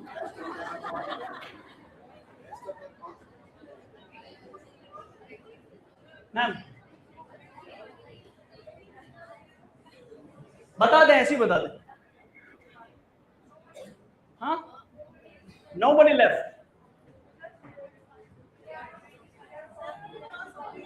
26 soldiers were crossing the bridge. They're still on the bridge. One fell down and died. How many left? वो अभी भी गए नहीं है, वो वहीं पर है.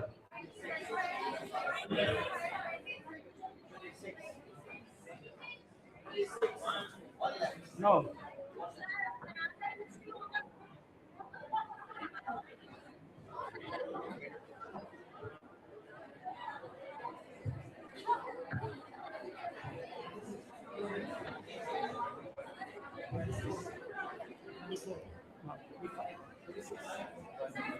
No. How 25? So I'll ask it again. 26 soldiers are standing on the bridge, okay? Looking down. When you get they're walking, you might think they're gone, yeah? 26 soldiers are standing on the bridge, looking down, and one fell down and died. How many left? No.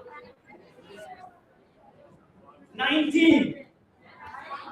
सारे soldiers बीमार थे. 26 soldiers. सारे soldiers बीमार थे. They were sick. 26 soldiers were crossing the bridge.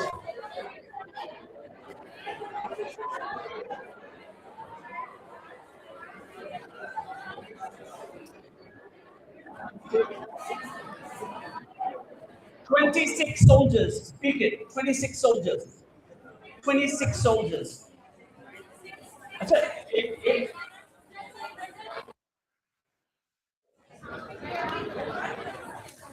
This is mine then. Madam कह रही है कि सब ये बेमंती है.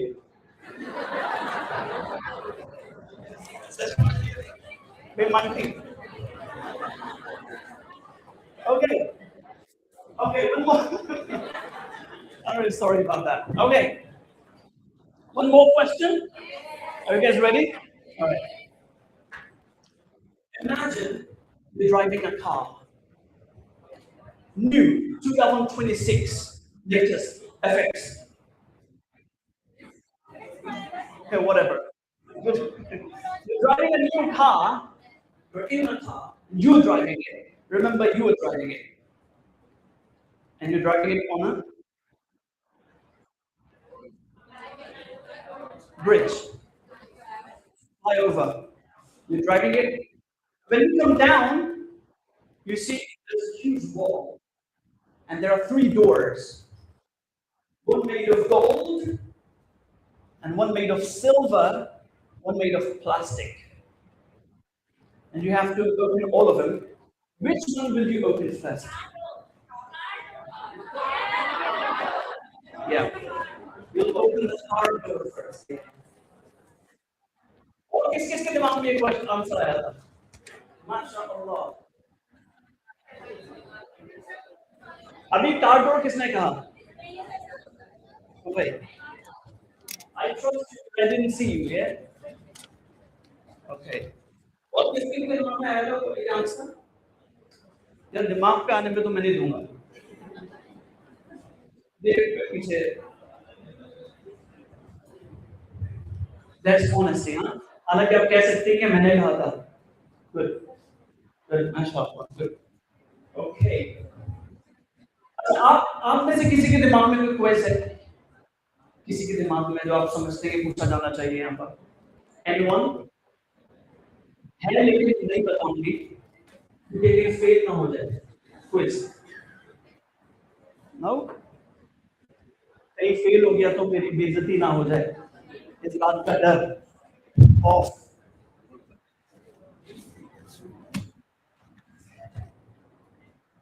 हाँ, yes, why not? Can you give him the mic? Mic is better.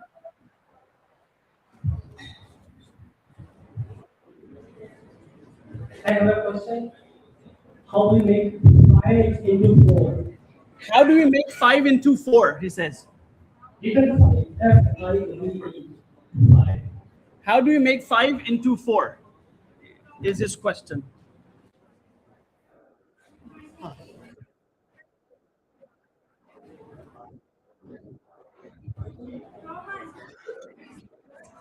How do we make 5 into 4? Is his question. Okay, you tell the answer. We don't know. Yes. Huh? I and V. Okay.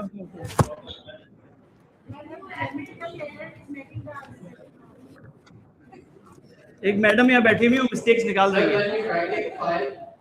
When you're writing 5, the words alphabets I and V makes it 4. Yeah. So that's how you make 5. I and V. That becomes 4. Okay. Now we have the next guest over here. Hey, Gura Baap, that छोटी सी story सुना. Is that okay? Raise hands. Good. एक बूढ़ा बाप था, उसने अपने बेटे को खत लिखा कि बेटा तुम जेल में हो, काश तुम मेरे साथ होते, मैं बूढ़ा हो चुका हूं, मैं खुदाई नहीं कर सकता हूं, अनाज नहीं बो सकता हूं, दरख्त नहीं उगा सकता हूं और खा नहीं सकता हूं, काश तुम मेरे साथ होते तो हम दोनों मिलकर खुदाई करते, अनाज बोते, दरख्त उगाते, खाते। बेटे के पास जब जेल में खत पहुंचता है तो बेटा जवाब में लिखता है, अब्बा जान शुक्र है आप खुदाई नहीं कर सकते हैं और कीजिएगा भी मत, क्योंकि मैंने वहां पर वेपन्स एंड बॉम्ब्स वगैरह दफनाए हुए हैं, AK-47 बॉम्ब्स। तो अगर आप खुदाई करेंगे तो वो डिस्कवर हो जाएगा, मैं तो हमेशा भी जेल में सड़ता रहूंगा। जब बाप के पास वो खत पहुंचा बेटे का, पहले पुलिस के अमले ने वो पढ़ लिया, वो ठीक है, तो खत जब बाप के पास पहुंचा उससे पहले पुलिस पहुंच गया और खुदाई कर दी, पूरी जगह खोद दी, अंदर से कुछ नहीं। बेटे का एक और खत पहुंचा, अब्बाजान मैंने खुदाई करवा दी है, अब बोए अनाज, उगाए दरख्त और खाएं फल। तो बेटे ने क्या किया, स्मार्ट वर्क, तो हमें स्मार्ट वर्क करने के लिए जेल में जाने की जरूरत नहीं है। हमारे एक यहाँ पर इनवर्स के प्रोजेक्ट हेड यहाँ पर हैं मिस्टर शहबाज, उन्हें इनवाइट करूंगा। और उससे पहले एक हम प्रोमो चलाएंगे यहाँ पर, one more promo, so you know what inverse is. Okay, are you guys ready? Okay.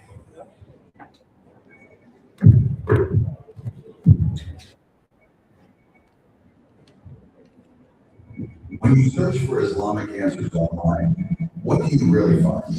Scattered opinions, conflicting fatwa, uncertainty when you need clarity most. Because when it comes to your deen, answers aren't enough. You need authenticity. You need proof. You need to trust the source. Introducing Ilmverse, the Islamic AI built on something different. Complete transparency. Every answer is supported by clear, verifiable evidence, authentic hadith, and reliable references. No hidden algorithms, no unexplained claims. Developed with Islamic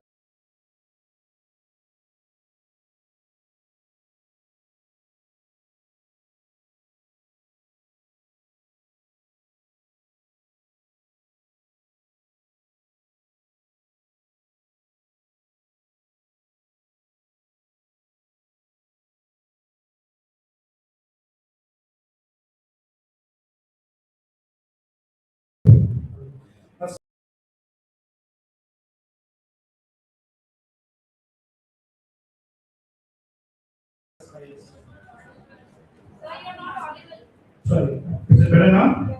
Okay, I'll start again. Assalamualaikum everyone. My name is Shabazz, and I don't do this often, so I'll be. I'm leading the Universe project under SISL, and it's been almost 2 years now since we started this project. So since the AI came, ChatGPT, and Claude and other tools, we saw people answers and actually believe in them. Even it answered, the AI answers so confidently that it was believable, especially for the common man, in all aspects of life, especially. So to tackle this problem, we thought that we need to, and we held a small shura over here. We brought the top tech people from Pakistan, a brand strategist, a global brand strategist, and scholars. And we discussed that, what can be done? How do we tackle this? Because we have seen that we have always been late to adopt technology, social media, YouTube, and now, everybody is on it.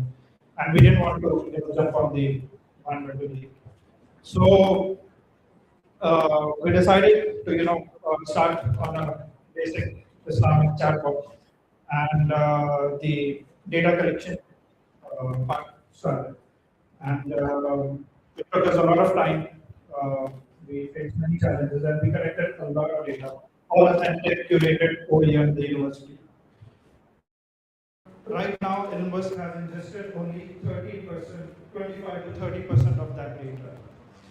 And that total data amounts to 2.8 million data points that is currently powering Ilmverse. And it's not just a library of Islamic relationships between each of the data points. And that relationship means like, how is this ayah related to this topic? How is this hadith related to this narrator? How is this tafsir related to a certain topic? So we built a data corpus that is AI ready. And then we connected LLMs to it. And we are using open source LLMs, no proprietary ChatGPT or Claude or any other thing that we don't have control over. So right now we have, alhamdulillah, we are in a good place. And, our app will be ready soon, and we are launching. And we are exploring different technology initiatives. We have many challenges, but we also need a lot of feedback because this domain is so vast that only 50 testers won't be possible. We need a lot of feedback because AI will make mistakes, does hallucinate, but we have a way to make it authentic.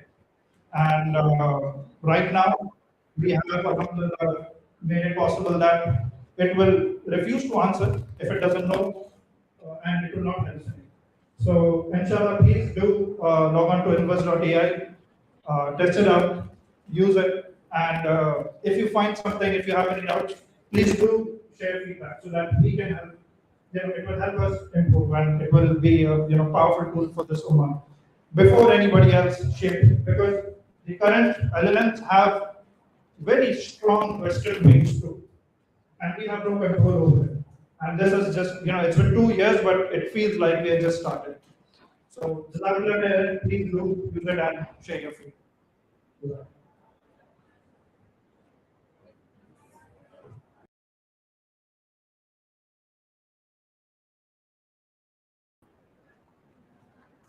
Your dream presentation, mashallah, subhanallah. Jazakallah. कहते हैं गुलाब, ख्वाब, दवा, जहर, जाम, क्या क्या है? मैं आ गया हूँ, बता इंतजाम क्या क्या है? तो मैं एक जबरदस्ती अनाउंसमेंट करने आपके पास आया हूँ कि अल्हम्दुलिल्लाह आप लोग के रिफ्रेशमेंट्स हमारे पास मौजूद हैं। हम यहाँ पर एक छोटा सा ब्रेक लेंगे।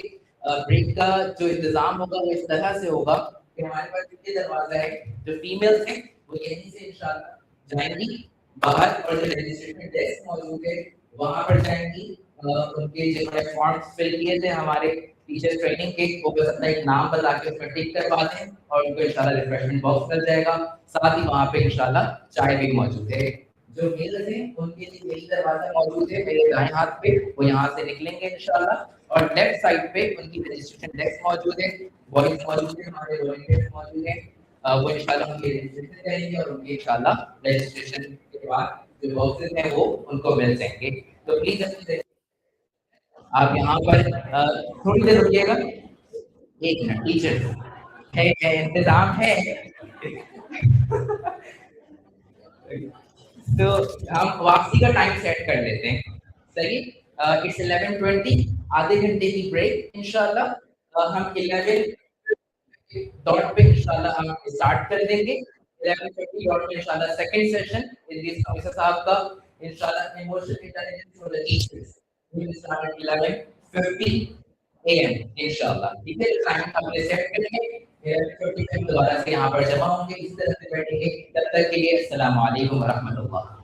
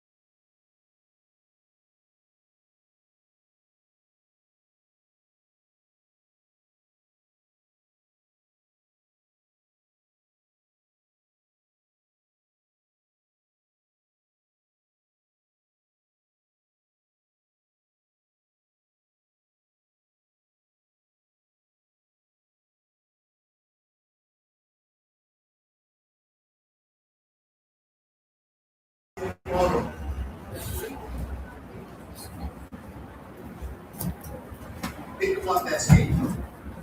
The second statement, if you do not learn today, you cannot teach tomorrow. Because remember this, I will share something with you really. They said in 1945, from the beginning of time to 1945, how long would it take to double the knowledge? How long? Right? They said 25 years, 1945. And today, you know what they are saying? It takes 12 hours. So much of information all the time, right? All the time. So it's important. You got to understand the world landscape has changed. Jobs that were available are going to be obsolete. So what are you preparing your children for? And are you really preparing them for their future? These are very important questions. In fact, just for your information, I am one of the schools, I'm the chairman of the board. Aslam School. It's a school that Sheikh Ahmad Dida started. You must have heard of it. It's a global phenomenon. May Allah bless him. And in that school, I have the local indigenous people. We decided, if you look at schools today, they focus primarily on cognitive development, academic pass for university. Zoom kare. Close. Gone are the days when universities have become relevant. Gone are the days when you had a degree, you got a job. BA is not good enough. Masters may not be good enough. Brightness right? So you only catering for a small country, a small group of people, right? So what do you do? What do you do? So what we are doing at our school, we're going to teach students with their academics 6 skills. 6. We will teach them plumbing, electrical, carpentry, mechanical, and all these things. So when they leave school, they are not only employable, they can be self-employed. Remember that. So you got to see to yourself that your children coming from your schools, to what extent are you equipping them, making things easy? For the schools, for the teacher, for the future, he cannot live in the past. He cannot live in the past. So you have to be up to date. Artificial intelligence. You got to know about all these things. You got to know about the new kinds of jobs. What do they need? So if your learners in your school, if you teach them about networking, they say your net worth is based on your network, right? The ability to network, the ability to connect with other people, ability to collaborate. You understand? So you are helping them. Now that can only be done when you enhance the self-esteem of the children, right? How do you give children self-esteem? Tell me. You give them self-esteem by being present with them. You give them self-esteem by encouraging them. You give them self-esteem by spending time with them. You give them I'll never forget this. You know what? I cannot thank Allah enough that I'm in this profession, really, man. I cannot, and I learned from many, many schools. I remember I was in the UK, and I asked him, where's the headmaster? He says, go to the cafeteria, you'll see him there. When I went to the cafeteria, really I cried. He was sitting with 2 students. He was eating with them, and then he finished off making a dua. How beautiful is that? How beautiful is that? Eh? How beautiful is that? So what I'm saying to you, you've got to be up to date. You've got to be up to date with what's happening. So when you share insights with your children, when they get inspired by you, man. Eh? So the future is unknown. And remember when Hazrat Ali said words to this effect about parenting, he says you cannot bring up the children the way you've been brought up, because they're going to grow up at a time that is different from yours. Right or wrong? Different from yours. Eh? Different from yours. So you in the school, you cannot lecture them, right? I'll give you another statistics or a survey. A survey was done by the University of Maine, United States of America, down South Louisiana, right? Anyway, in that university, they did a study. Guess what they found? They said a student learns 5% through lecture method, 10% by reading, right?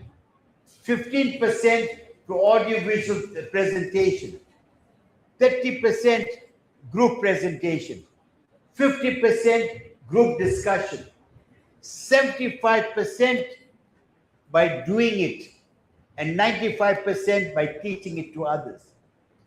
Just think about it. And most of us are on the top level. Imam Ghazali also reminded us, it's very, very important.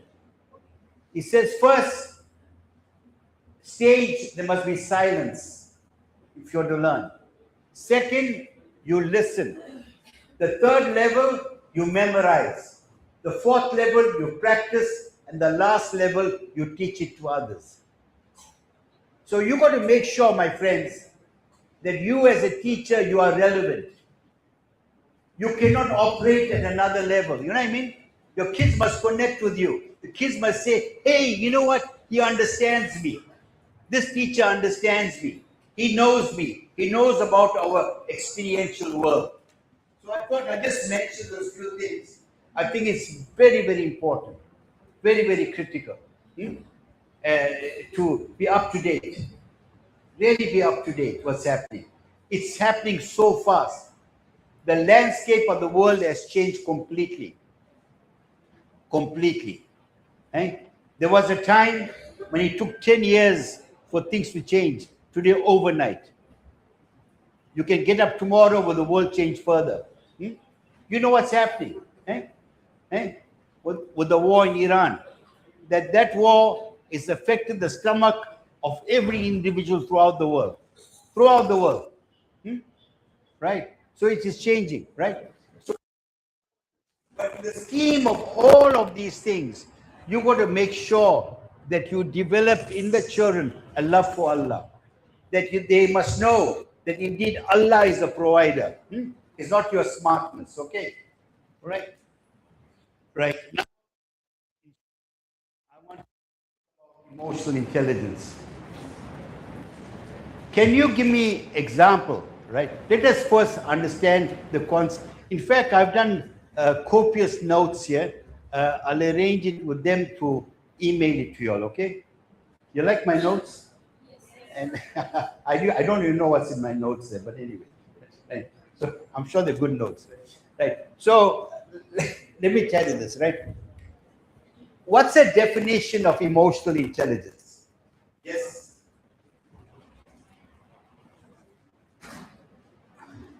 Hello. Hello.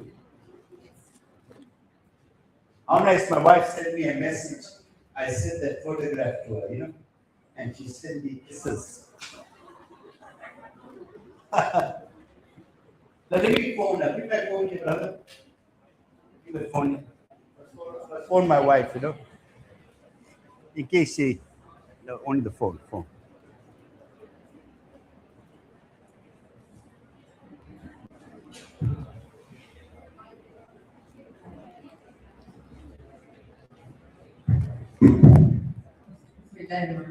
Well,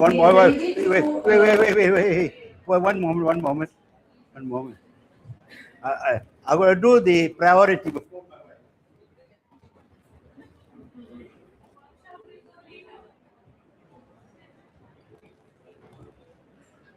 Emotional intelligence. No, relax. My wife first.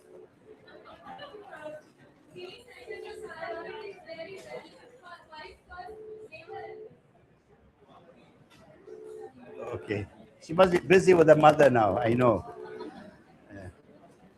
Okay.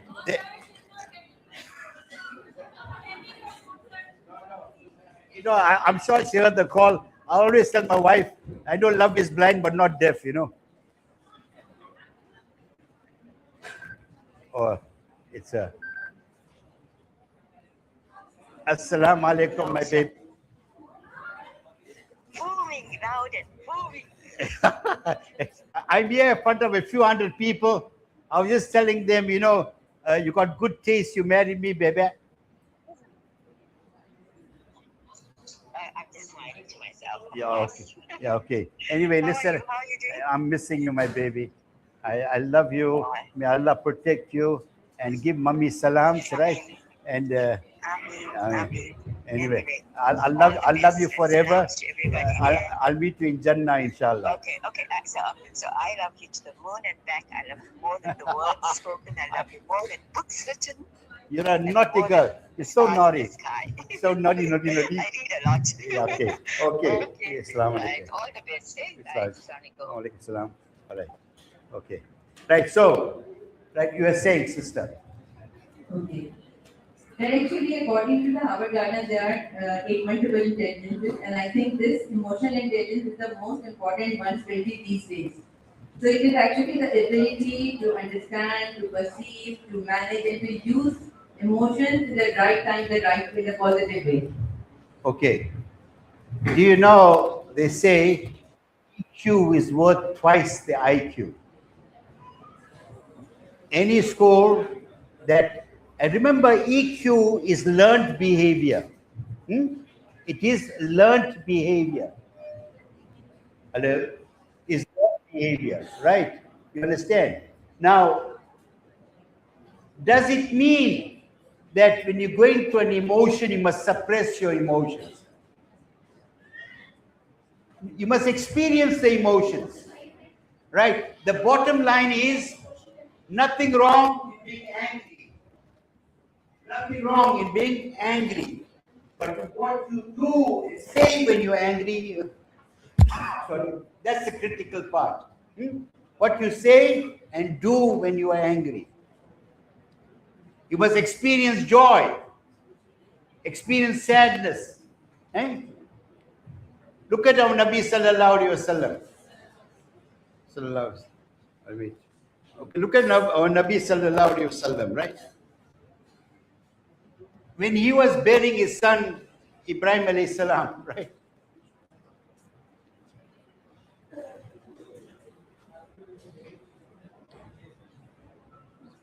He was so emotional, right? The Sahaba were surprised at his emotions. Were they not? They were surprised. And what did he say?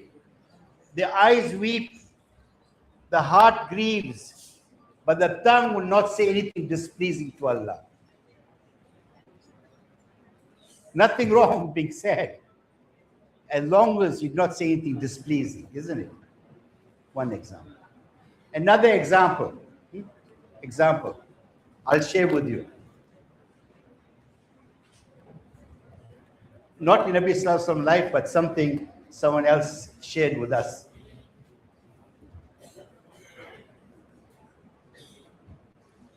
And before I do that, I'm pleading with you, my beloved sisters, and from here, from the bottom of my heart, I make dua, Ya Allah.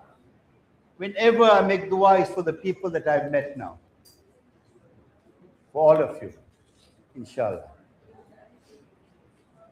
You know, your Jannah, inshallah, will be through your students. Inshallah. Through your students. Inshallah. Look at this. There was one scholar who mentioned the story. I want you to listen to this, please, so you understand what I'm saying. He said, I was leaving a conference And then someone was running towards the car. And my teacher, he was another alim, he said to the driver, stop the car. He's one of my favorite students. Listen to this. So he comes into the car. The student opens the door and gives him a hug. He closes the door. Then wants to ask him a question. He lowers the window. And he said, my teacher answered him in his normal, polite way. When he left, he told us that my finger is stuck in the door. My finger is stuck in the door. When they opened the door, the nail had come out. He said, why didn't you say? Why did you say? He says, well, he said, that student is so beloved of me. If he knew what happened to my finger, it would have been too heavy a burden for him to bear. That's also emotional intelligence. Sometimes not saying things that will hurt another person. You know,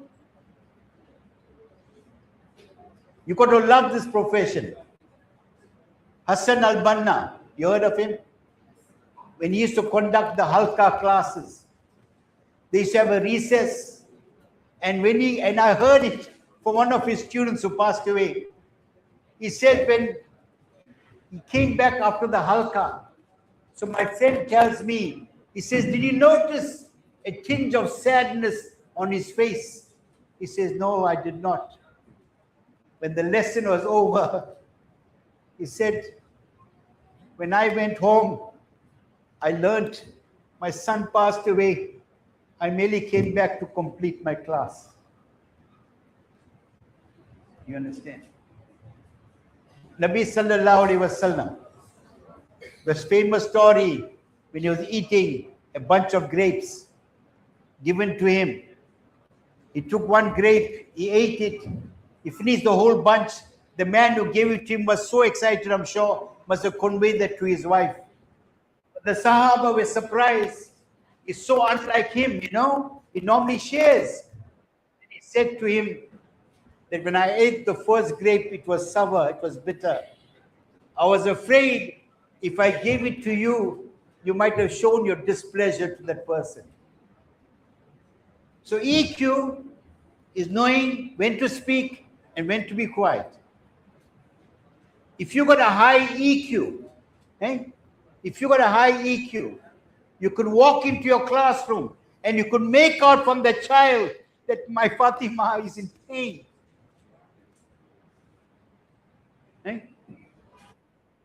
When you got high EQ, remember this, our Nabi sallallahu alaihi wasallam was always present.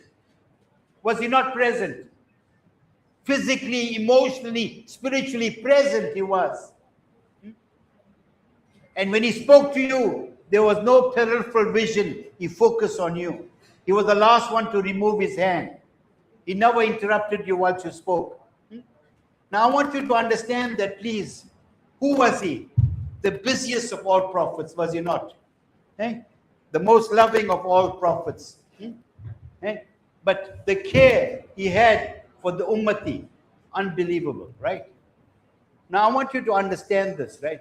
And I'll share with you some broad concepts of this, and I'll give you examples in the classroom situation. You take my photograph. Right. Right. So, emotional intelligence, if you've got high emotional intelligence, you are self-aware. What do I mean? Do you know, I told you there are 4 broad emotions, right? You're either mad, also 300 subsidiary emotions. At any given time, whether you like it or not, you're going through some emotion. Do you know that? At any time, you're going through some emotions. It is your emotions that direct you towards some behavior. Your emotions, okay? So you must be self-aware. Secondly, you must be vigilant. Now let us say I'm driving home. Oh, I had a bad day. I had a very bad day. Very, very bad day, right? I went through, one of the things that I do for your information, I counsel people, I mentor people, I counsel people, and for that I don't charge. People throughout the world come to me for help, right? And sometimes you deal with some very, very serious issues, very serious. So anyway, say I had a bad day, right? And I promised my wife tonight I'll be taking her out somewhere. Say I promised my wife. And when I come home, as I walk in, when my wife sees me, without asking me, she must say, "Are you okay, my darling?" Without asking me, "Are you okay, my darling? Let me give you a hug." When you got a high EQ, you pick up all these things. Let me give you a hug. With high EQ, remember this, you will never suffer from what you call an emotional meltdown. Let us say you and your wife got a little problem. You don't say, "Yeah, I don't know why I married you, man. You and your mother said I mustn't marry you." You know what I mean? You go on and on. I don't know why. But what if you got a high EQ, you're able to isolate the issue. Say, "Darling, you and I have an issue here, but we're both very happy. Let us sit down and talk about it." When you got high EQ, you are prepared to discuss your issues without being confrontational. You disagree without being disagreeable. Words matter. Your tone matters. You understand what I'm saying, right? The other aspect about EQ, right, is the fact that you give to each person the dignity they deserve. You also understand that every person is a unique being. You cannot treat every student alike. You don't give them equality, but you give them equity. Everyone's needs are different. Everyone's needs are different, right? Now, remember this. There is a misconception. The misconception is that you have EQ, you must not go through some experiences. You go through all the experiences. And remember this. I don't know about you. How many of you, when you're speaking, you listen to every word you are saying? I do. Every word. And when I'm speaking to my wife, my darling, my baby, when I'm speaking to my baby, well, what do you call your wife? I call her Shushu Babelina. Baby, doll, how's it, doll, how's it? Let me tell you one of the things that I do with my wife. I stay at an apartment, there are 48 apartments, right? You can park your car there. When I'm leaving in the morning, my wife will come to the door, and she blow kisses at me. And I'll do the same thing. You know what I mean? Right. And then I drive around, she'll be in the veranda, I do the same thing to her. Because that's the arrangement we made. I said, that might be the last act you and I ever going to perform. Allah forbid something happens to me and someone asks you, what was the last parting shot? They can know I had an argument with him. These are defining moments. Life is too fragile, right? So anyway, so what I'm saying to you, if you can give your children the gift of EQ, IQ will get you the job. EQ will give you the promotion. When you got high EQ, you can be a great team player, a great leader. A person with a high EQ never humiliates, but he encourages. A person with high EQ makes an effort to understand the other. It's basically what it is all about. Being the Prophet Sallallahu Alaihi Wasallam. That's it. in his relationships, being the Prophet sallallahu alaihi wasallam. Look at the EQ also of Bibi Aisha. Hey, really, man. You know, once Bibi Aisha describes this incident. She said that I was lying close to the Prophet sallallahu alaihi wasallam. And who? Next to who? The highest of Allah's creation. And she said, I was enjoying my closeness to him. And then he said, look at it. Do you mind if I get up for my, I think, Qiyamul Layl? Do you mind? He didn't say, I'm getting up now. Leave me alone. No? Do you mind? You know what she said? Look at her. As much as I love my closeness to you, I love more what you love. I love more what you love. Right? And remember this. Once you have a high EQ, you ought to have a healthy self-esteem automatically. Remember this. You got to start loving yourself and loving the potential you have. So now let's look at it. Tell me, let's do some role playing. Who wants to come and talk to me here? Bring 2 chairs here, please. Come.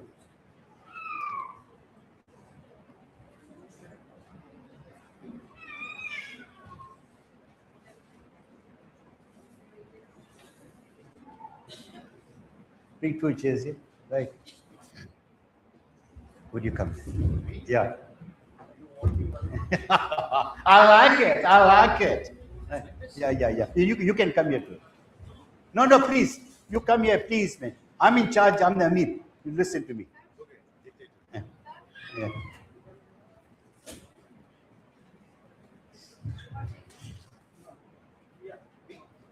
Yeah. Yep. All of you, right?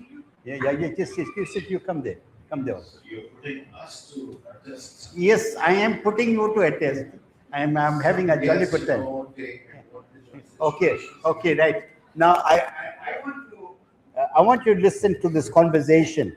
Okay? Listen to this conversation. Okay. Yeah. I want you to listen to this conversation. Right? How many of you have said this to someone? I became angry because of what you did. I became angry because of what you did. No. It's not right. No one can make you angry. Remember that. No one can make you angry. In that sense, you can make you angry, but he cannot provoke a particular response from you. Remember this. There's a difference between response of hello.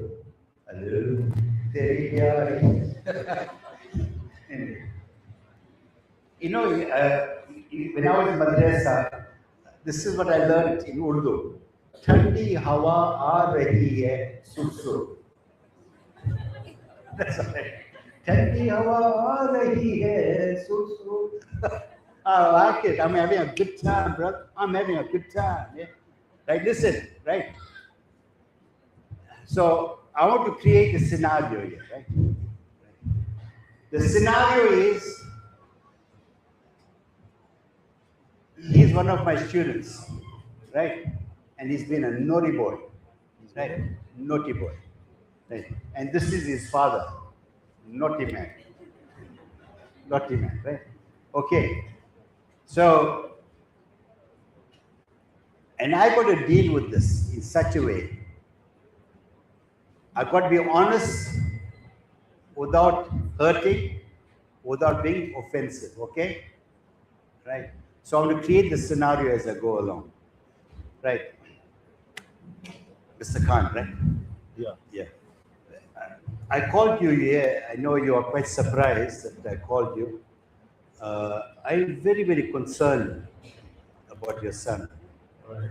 And I just find that his classmates have been speaking about his rude behavior, and he can be a bully sometimes, Really? Yeah, so I don't know what he has to say first and before we resolve this issue. sure about my son. And feel free to say whatever you want to say. Yeah, I mean, What this is the is relation between me and him? yeah, my son. So, sir, I mean, it's a news to me because my impression is that he's a very gentle boy, and I never knew. But let's ask him. I mean, your teacher has just said that you have been bullying people around. You have been very rude with them. You misbehave. What exactly is it? No, I think it would be because of the last time yesterday. One of my classmates, my neighbor, he ate all my lunch. But sir, but did you misbehave with him? Does that warrant that? No, I didn't misbehave. So I stole his lunch and I ate it. And your teacher says that you were bullying them also, and you have been bullying around people. So. No, I didn't bully him. I simply punched him in the face. Oh, so don't you think that's very bad behavior? That's offensive. I mean, putting me to embarrassment. I mean, I would never like to be hearing all these things from your teacher, coming from your teacher. No, Dad. It was just one punch. I mean, but look, my son, one punch in a school environment, this is a big offense. This is the height of misbehavior. But I want to just, with your permission, you sound like a wonderful father, but your son was complaining yesterday that he don't spend much time at home, and apparently he says his heart is broken because you're thinking of marrying someone else. It is. You're thinking of marrying someone else. I'm not getting it. No. He was complaining that I spend a lot of time at home. This is no good. No. So when I spoke to him about you, he says that when he was growing up, you were a source of inspiration, right? All right. And he said the moment it feels very bad because you'll be telling the family that you are thinking of getting married again.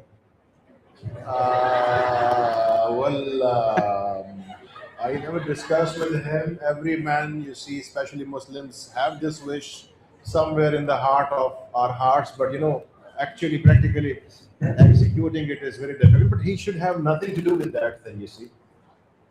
It's none of his business. I mean, it's between me and his mom. But the point is, I mean, it's very offensive.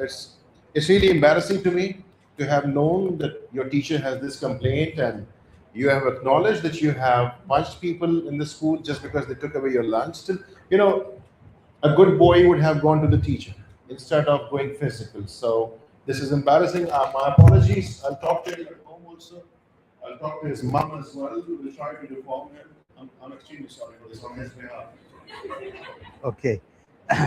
Okay. Just, what I want to say is, firstly, where's another mic? This is. You can use this one. Right. Firstly, I want to commend you for coming. Right. Secondly, it's quite clear that you have a fairly good rapport with your son, and because the young boy, he has tremendous potential. Okay. My knowledge of him is a person that is generous. He gets involved with things, right? My only fear is this: when he said he stole that guy's lunch or took his lunch, in society you do not do that. There is no place for tit for tat, But I'm sure he has learned from his mistakes. I hope so. Yeah. I hope so. Okay. Can I just see you alone for a moment, please? Right? Thanks so much. So you give this to us, and we have to have a conversation. But thanks for coming. My pleasure. I didn't want to mention it in front of him, but he seems very concerned that you want to remarry. So, is it seriously a matter that he brought? Yeah, he did. I don't know whether he's using that as an excuse, but I know him because he was quite emotional. The point is, if I have a plan to remarry, which as a Muslim I always reserve, does it justify for him to be bad with people in the school? I mean, this is something which is legitimate. No, I know Islamically you can do that, but you also need to consider the sensitivities of your children. Exactly. But they feel very insecure, And the thing is, I can understand that you are dashing, handsome, and I don't agree with this. Okay, go. Okay. Right. Thanks. Okay. So, done? Yeah, done. Yeah. Okay, thank you so much. Very good. Right. Okay. Now, were you happy the way we handled this? Now, an important thing. Listen to this. A teacher with a high EQ, listen to these words. Before he corrects, he connects. Before he corrects, he connects. That's important. To teach a child, you must reach the child. The child must have complete faith in you. Remember, I said this in my beginning. A teacher is not a sage on the stage, but a guide on the side. When you call that learner outside and say to him, Muhammad, I'm very concerned about you, Muhammad. Very, very concerned, Muhammad. You have so much of potential, Muhammad. What can you and I do to help you? That will make far bigger difference than reprimanding in front of others, chastising in front of others.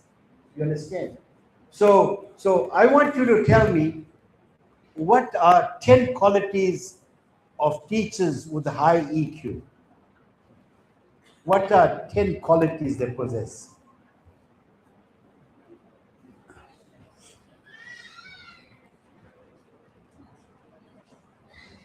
Okay, they're humble, right?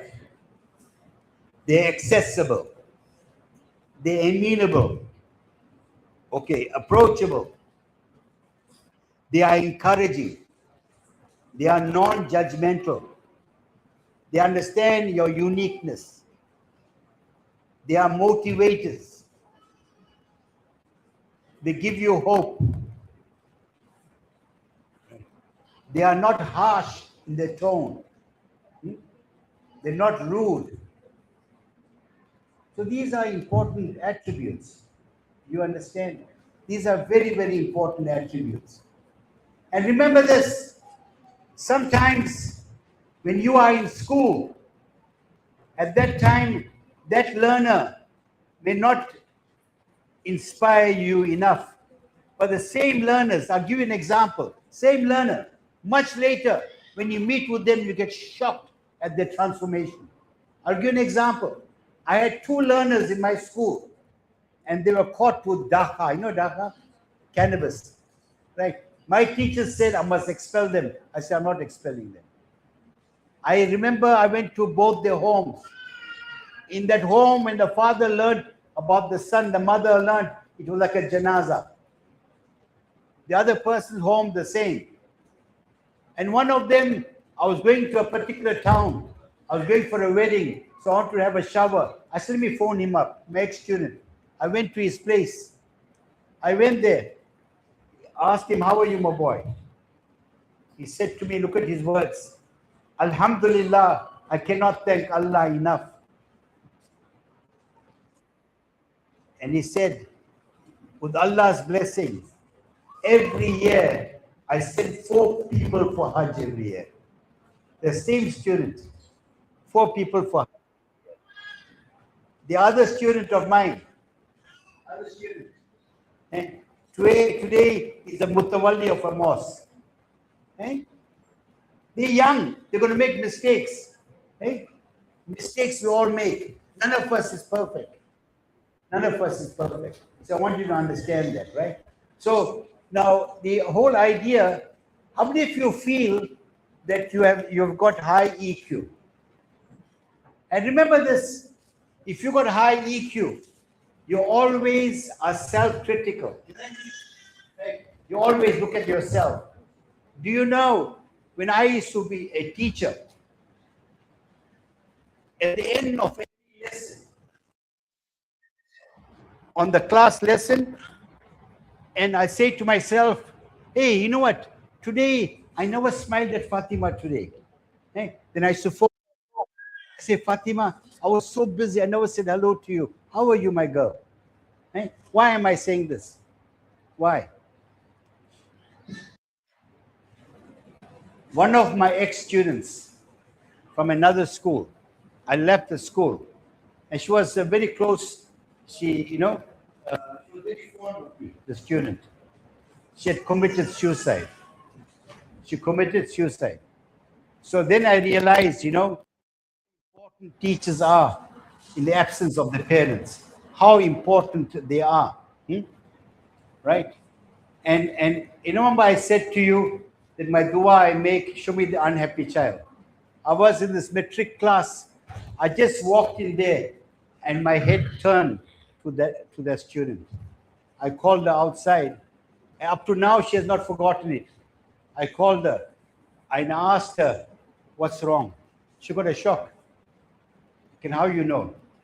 I'll say, no, I've got connections. How you know? I said, don't worry. And what did I do that day? I called her best friend. I said, be good to her today. And I phoned her up. You know what I mean? That's what you want. That's what you want. We'll attain Jannah only through Allah's mercy, not through our smartness. If your children can leave the school because of you, because you're compassionate, you had a high EQ, you are encouraging, you are loving, that's your Jannah. That is your Jannah. Whether they make dua for you or not, Allah is enough to be the witness. You understand? Right? Now, the other important aspect, if you got high EQ, right, would you be in a position to tackle issues? Yes or no? Yes. Couples that have high EQ, they never sweep anything under the carpet. They talk about it openly. You understand? Okay. Right. I want to now basically look at three things. Right. Now, listen, I want you to be honest, right? Right. How many of you in the classroom, for you to get attention from your students, you have to scream at them? You have to shout at them? None of you. I don't believe it. You are too angelic.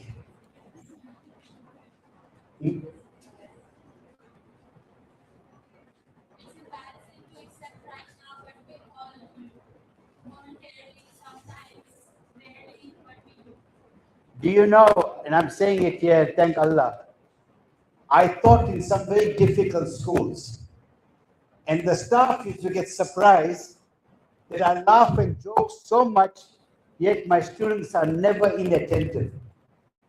Never. You know why? Because they knew that I loved them. They knew that. Right? They got to know that. They got to know that you care for them. That when you mark the books, have some copious notes, encourage them and do all those things, right? Okay, you understand that, right? Okay. The second thing I want to, can I get 2 females here, please? Any 2 females? Are there? For those who don't know, females are on this side. Who will come? Come. Coming also, come.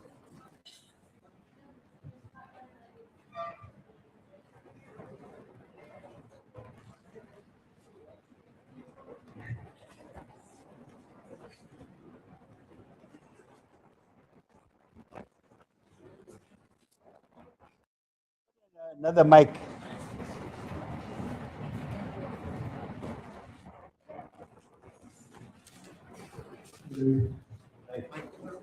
Okay, right. Okay, now, right. Both of you are in my school, right? You're lucky to have a dynamic headmaster like me, right? Yeah, right. Yeah, autographs later, please, right?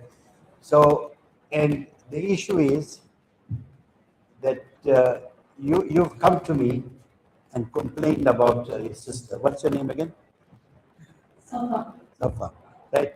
And because apparently she's been gossiping about you. So now you come to me, I say to you, you know what?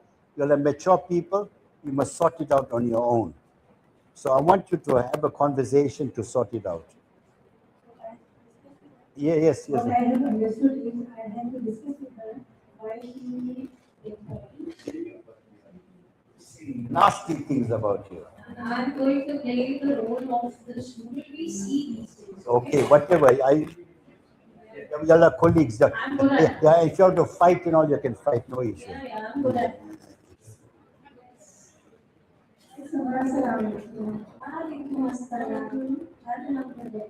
I'm here to resolve my matters. Actually, I've been here for investment for a few years, and I have been thinking that I should improve my emotional intelligence, and there are a few complaints. Students say against me, and the colleagues say against me.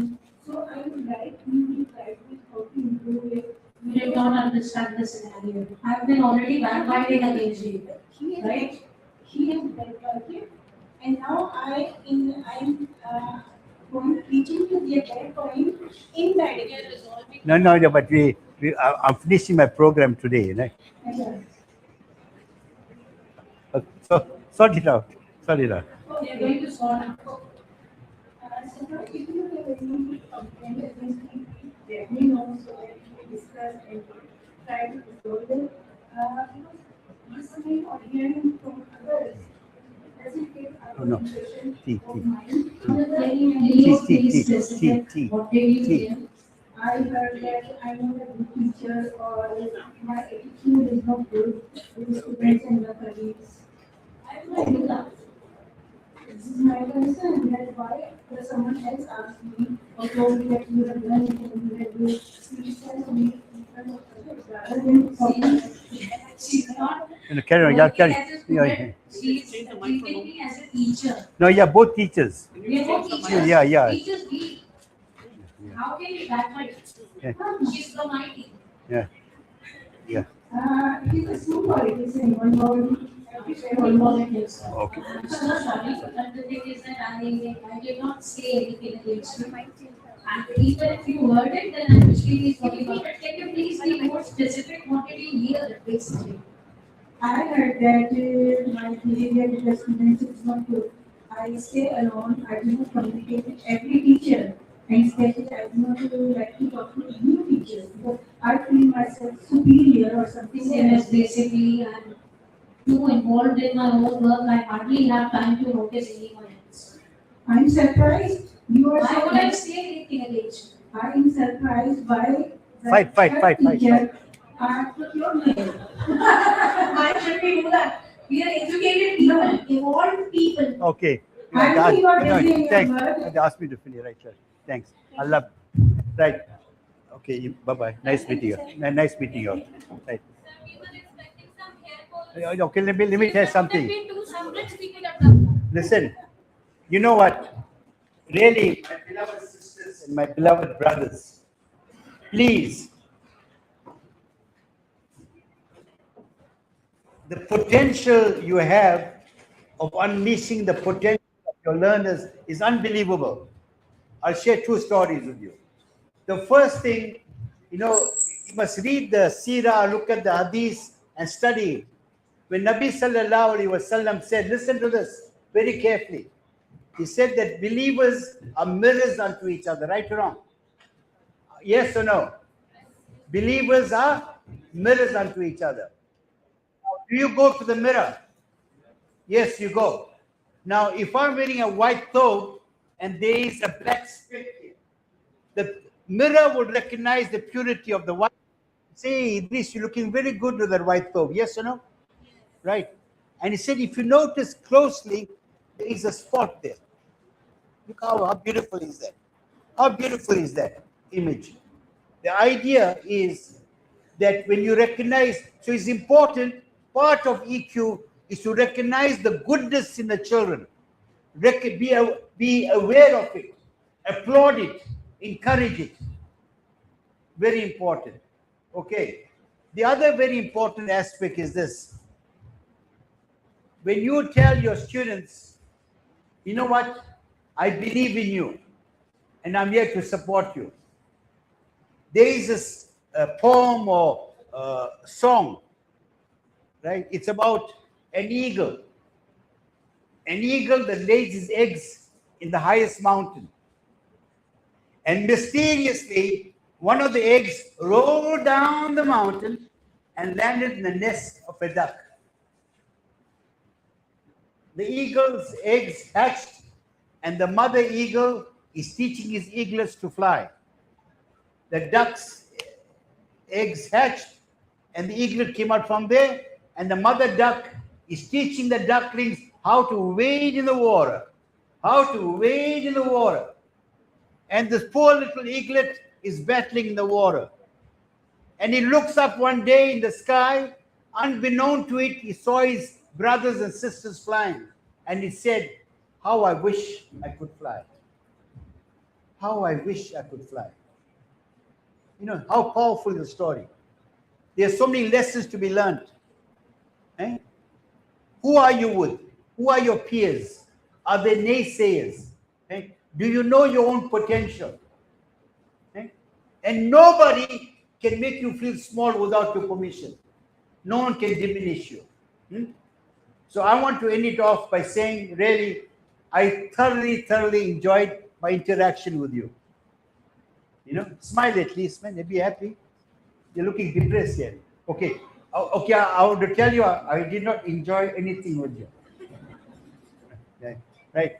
And may Allah guide you. Make this the best years of your life. Whatever you have learned, share it with others. And remember this, you got to be up to date. You got to be relevant. You got to be exciting. Think about, remember this. Remember this. Right. I'll share with you 20 words, okay? And you must tell me which ones you can remember. 20 words off my head, right? Right. Teacher, pupil, classroom, chalk, smartboard, prawns, colleagues, laboratory, library,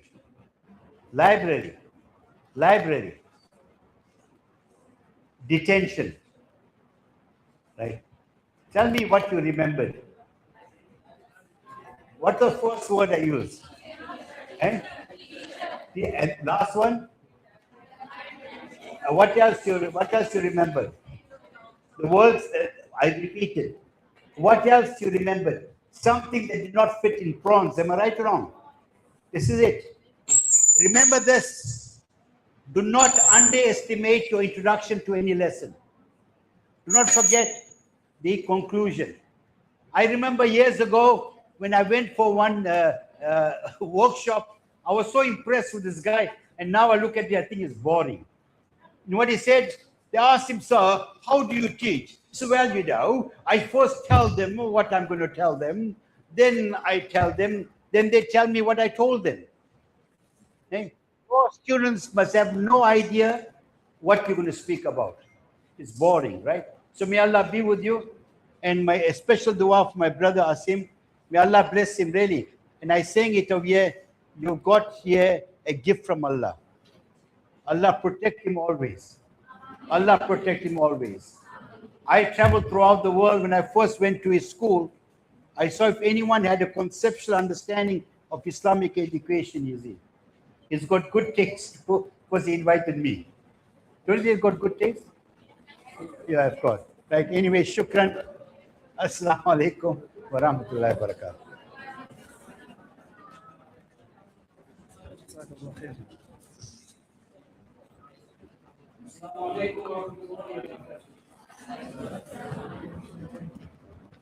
Everybody okay? So,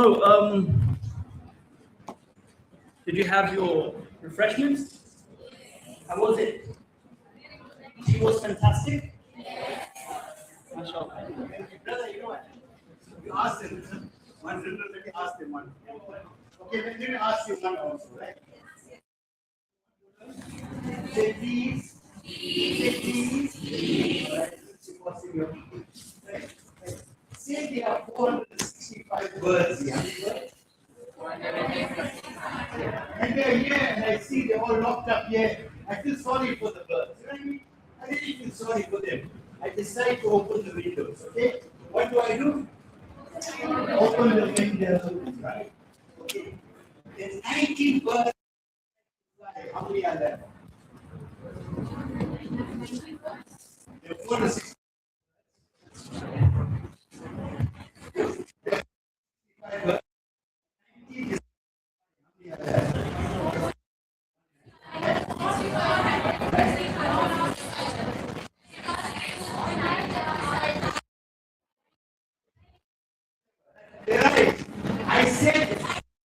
I said they decide to fly.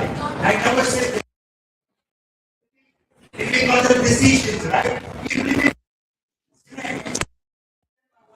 Okay.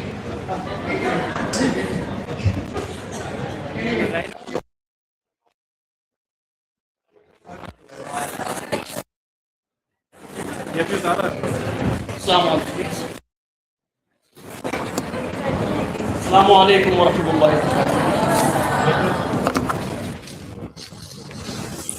When I was a younger boy, that I still am, alhamdulillah, I always used to listen to motivational speakers, yeah, and I forgot what I wanted to say. Sheikh, I got, yeah, your aura, mashallah. Yeah. So, no, when I was a teacher newly, so my first boss was a very nice guy, mashallah. May Allah grant him Jannah. Oh, he's still alive, mashallah. Alhamdulillah. So I made a mistake in the class. So there was a young boy in the class who misbehaved in the class, and then I came out. My boss told me that there's a difference between reaction and then responding. So you have to learn to respond. If a student in the class reacts, you have to respond. So he gave me one of the wonderful examples that I still remember, that there are 3 women who go to restaurant. And the first woman, there was a cockroach and it flew and got on the first lady's shoulder. She looked at the cockroach and she screamed. Yeah? She shouted and she just got it off the shoulder.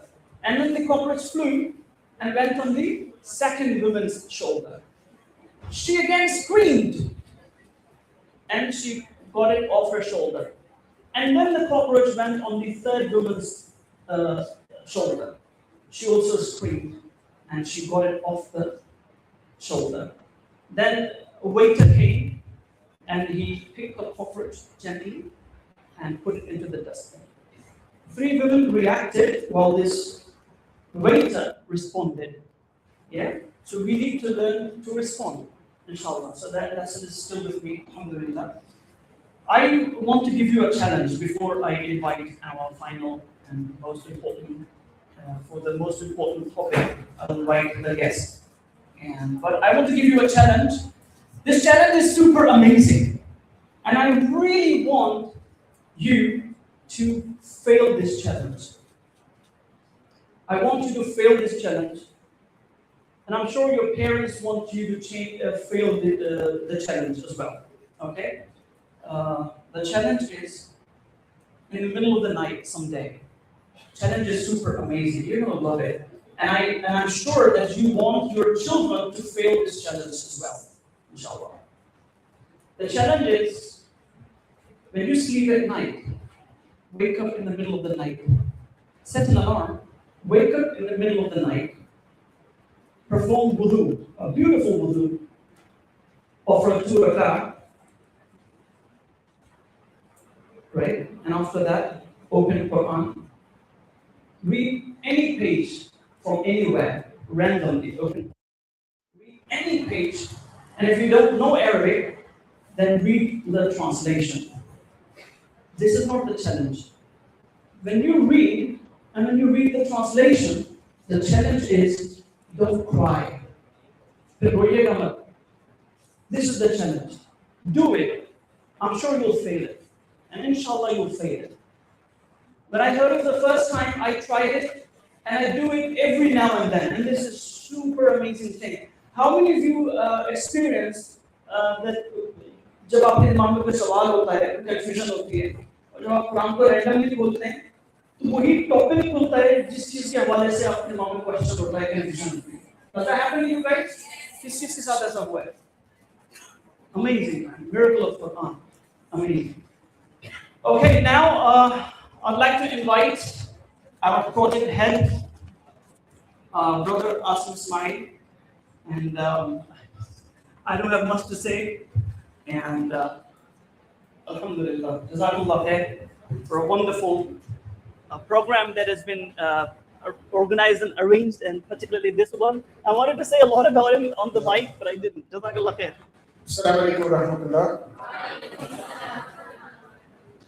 Alhamdulillah, wassalatu wassalamu ala rasulullah.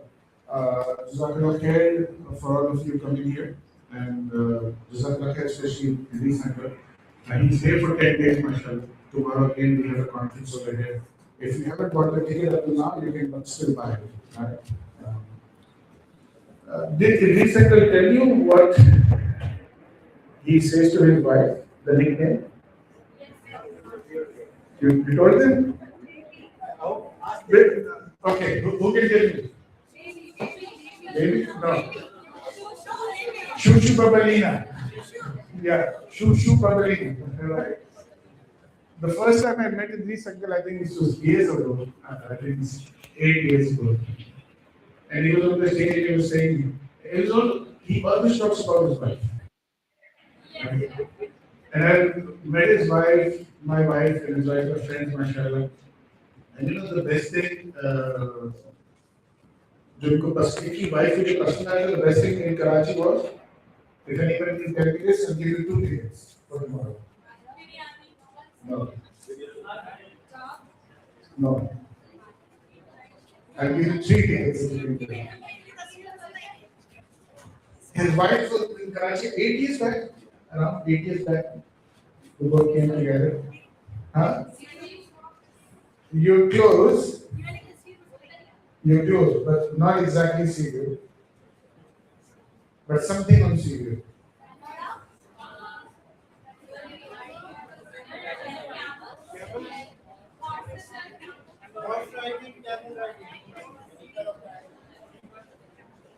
Buggy.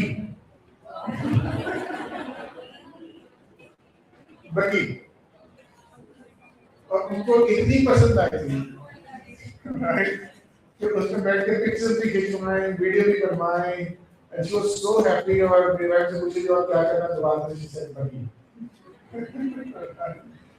Idris uncle, माशाल्लाह, did he told you that दुनिया भर में किस नाम से जाने जाते हैं?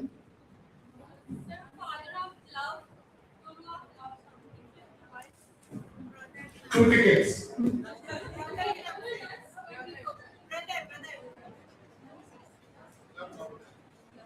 Who said this?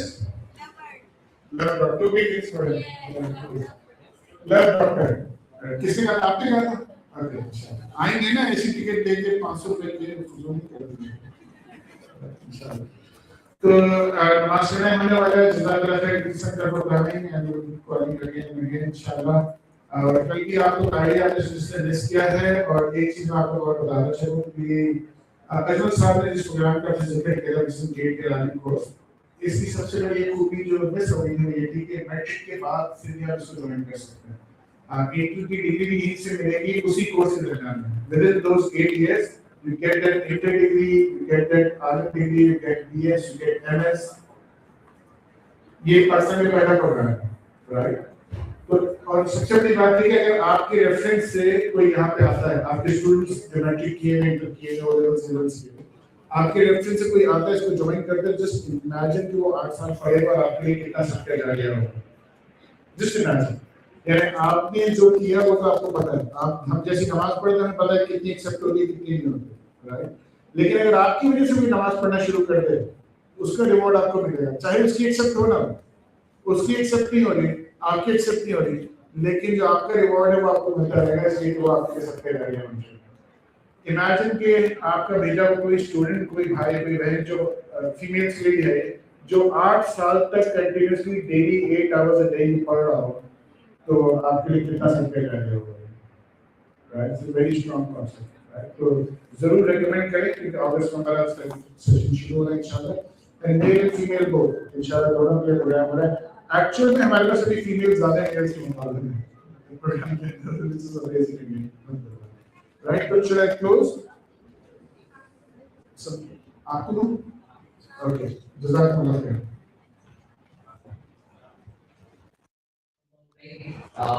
आप लोगों के वक्त का, आप लोगों की एनर्जी का, आप लोगों के टाइम का, आप लोगों के यहाँ पे आमद का बहुत बहुत शुक्रिया.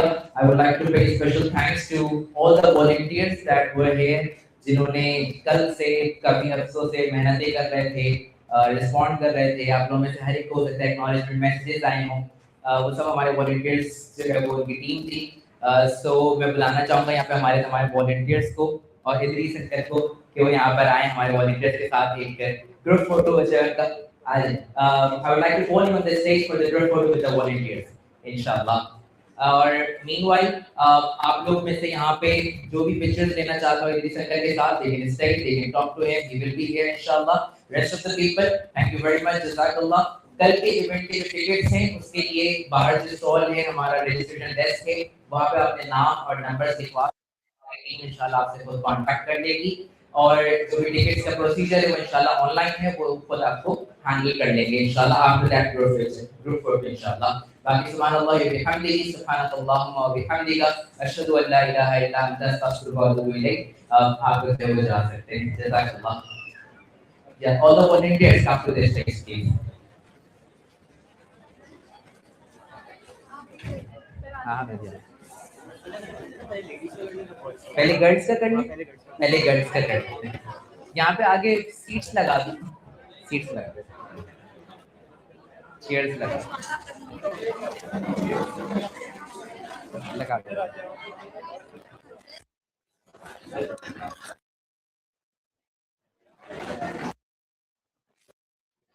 Good.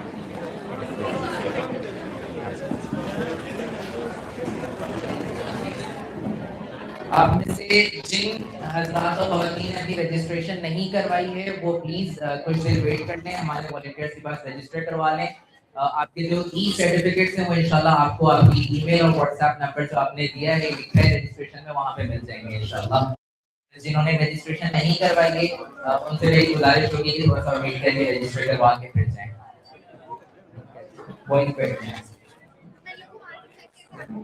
हाँ हाँ हाँ बैठ बैठो बैठो बैठो बैठ जाए सही है.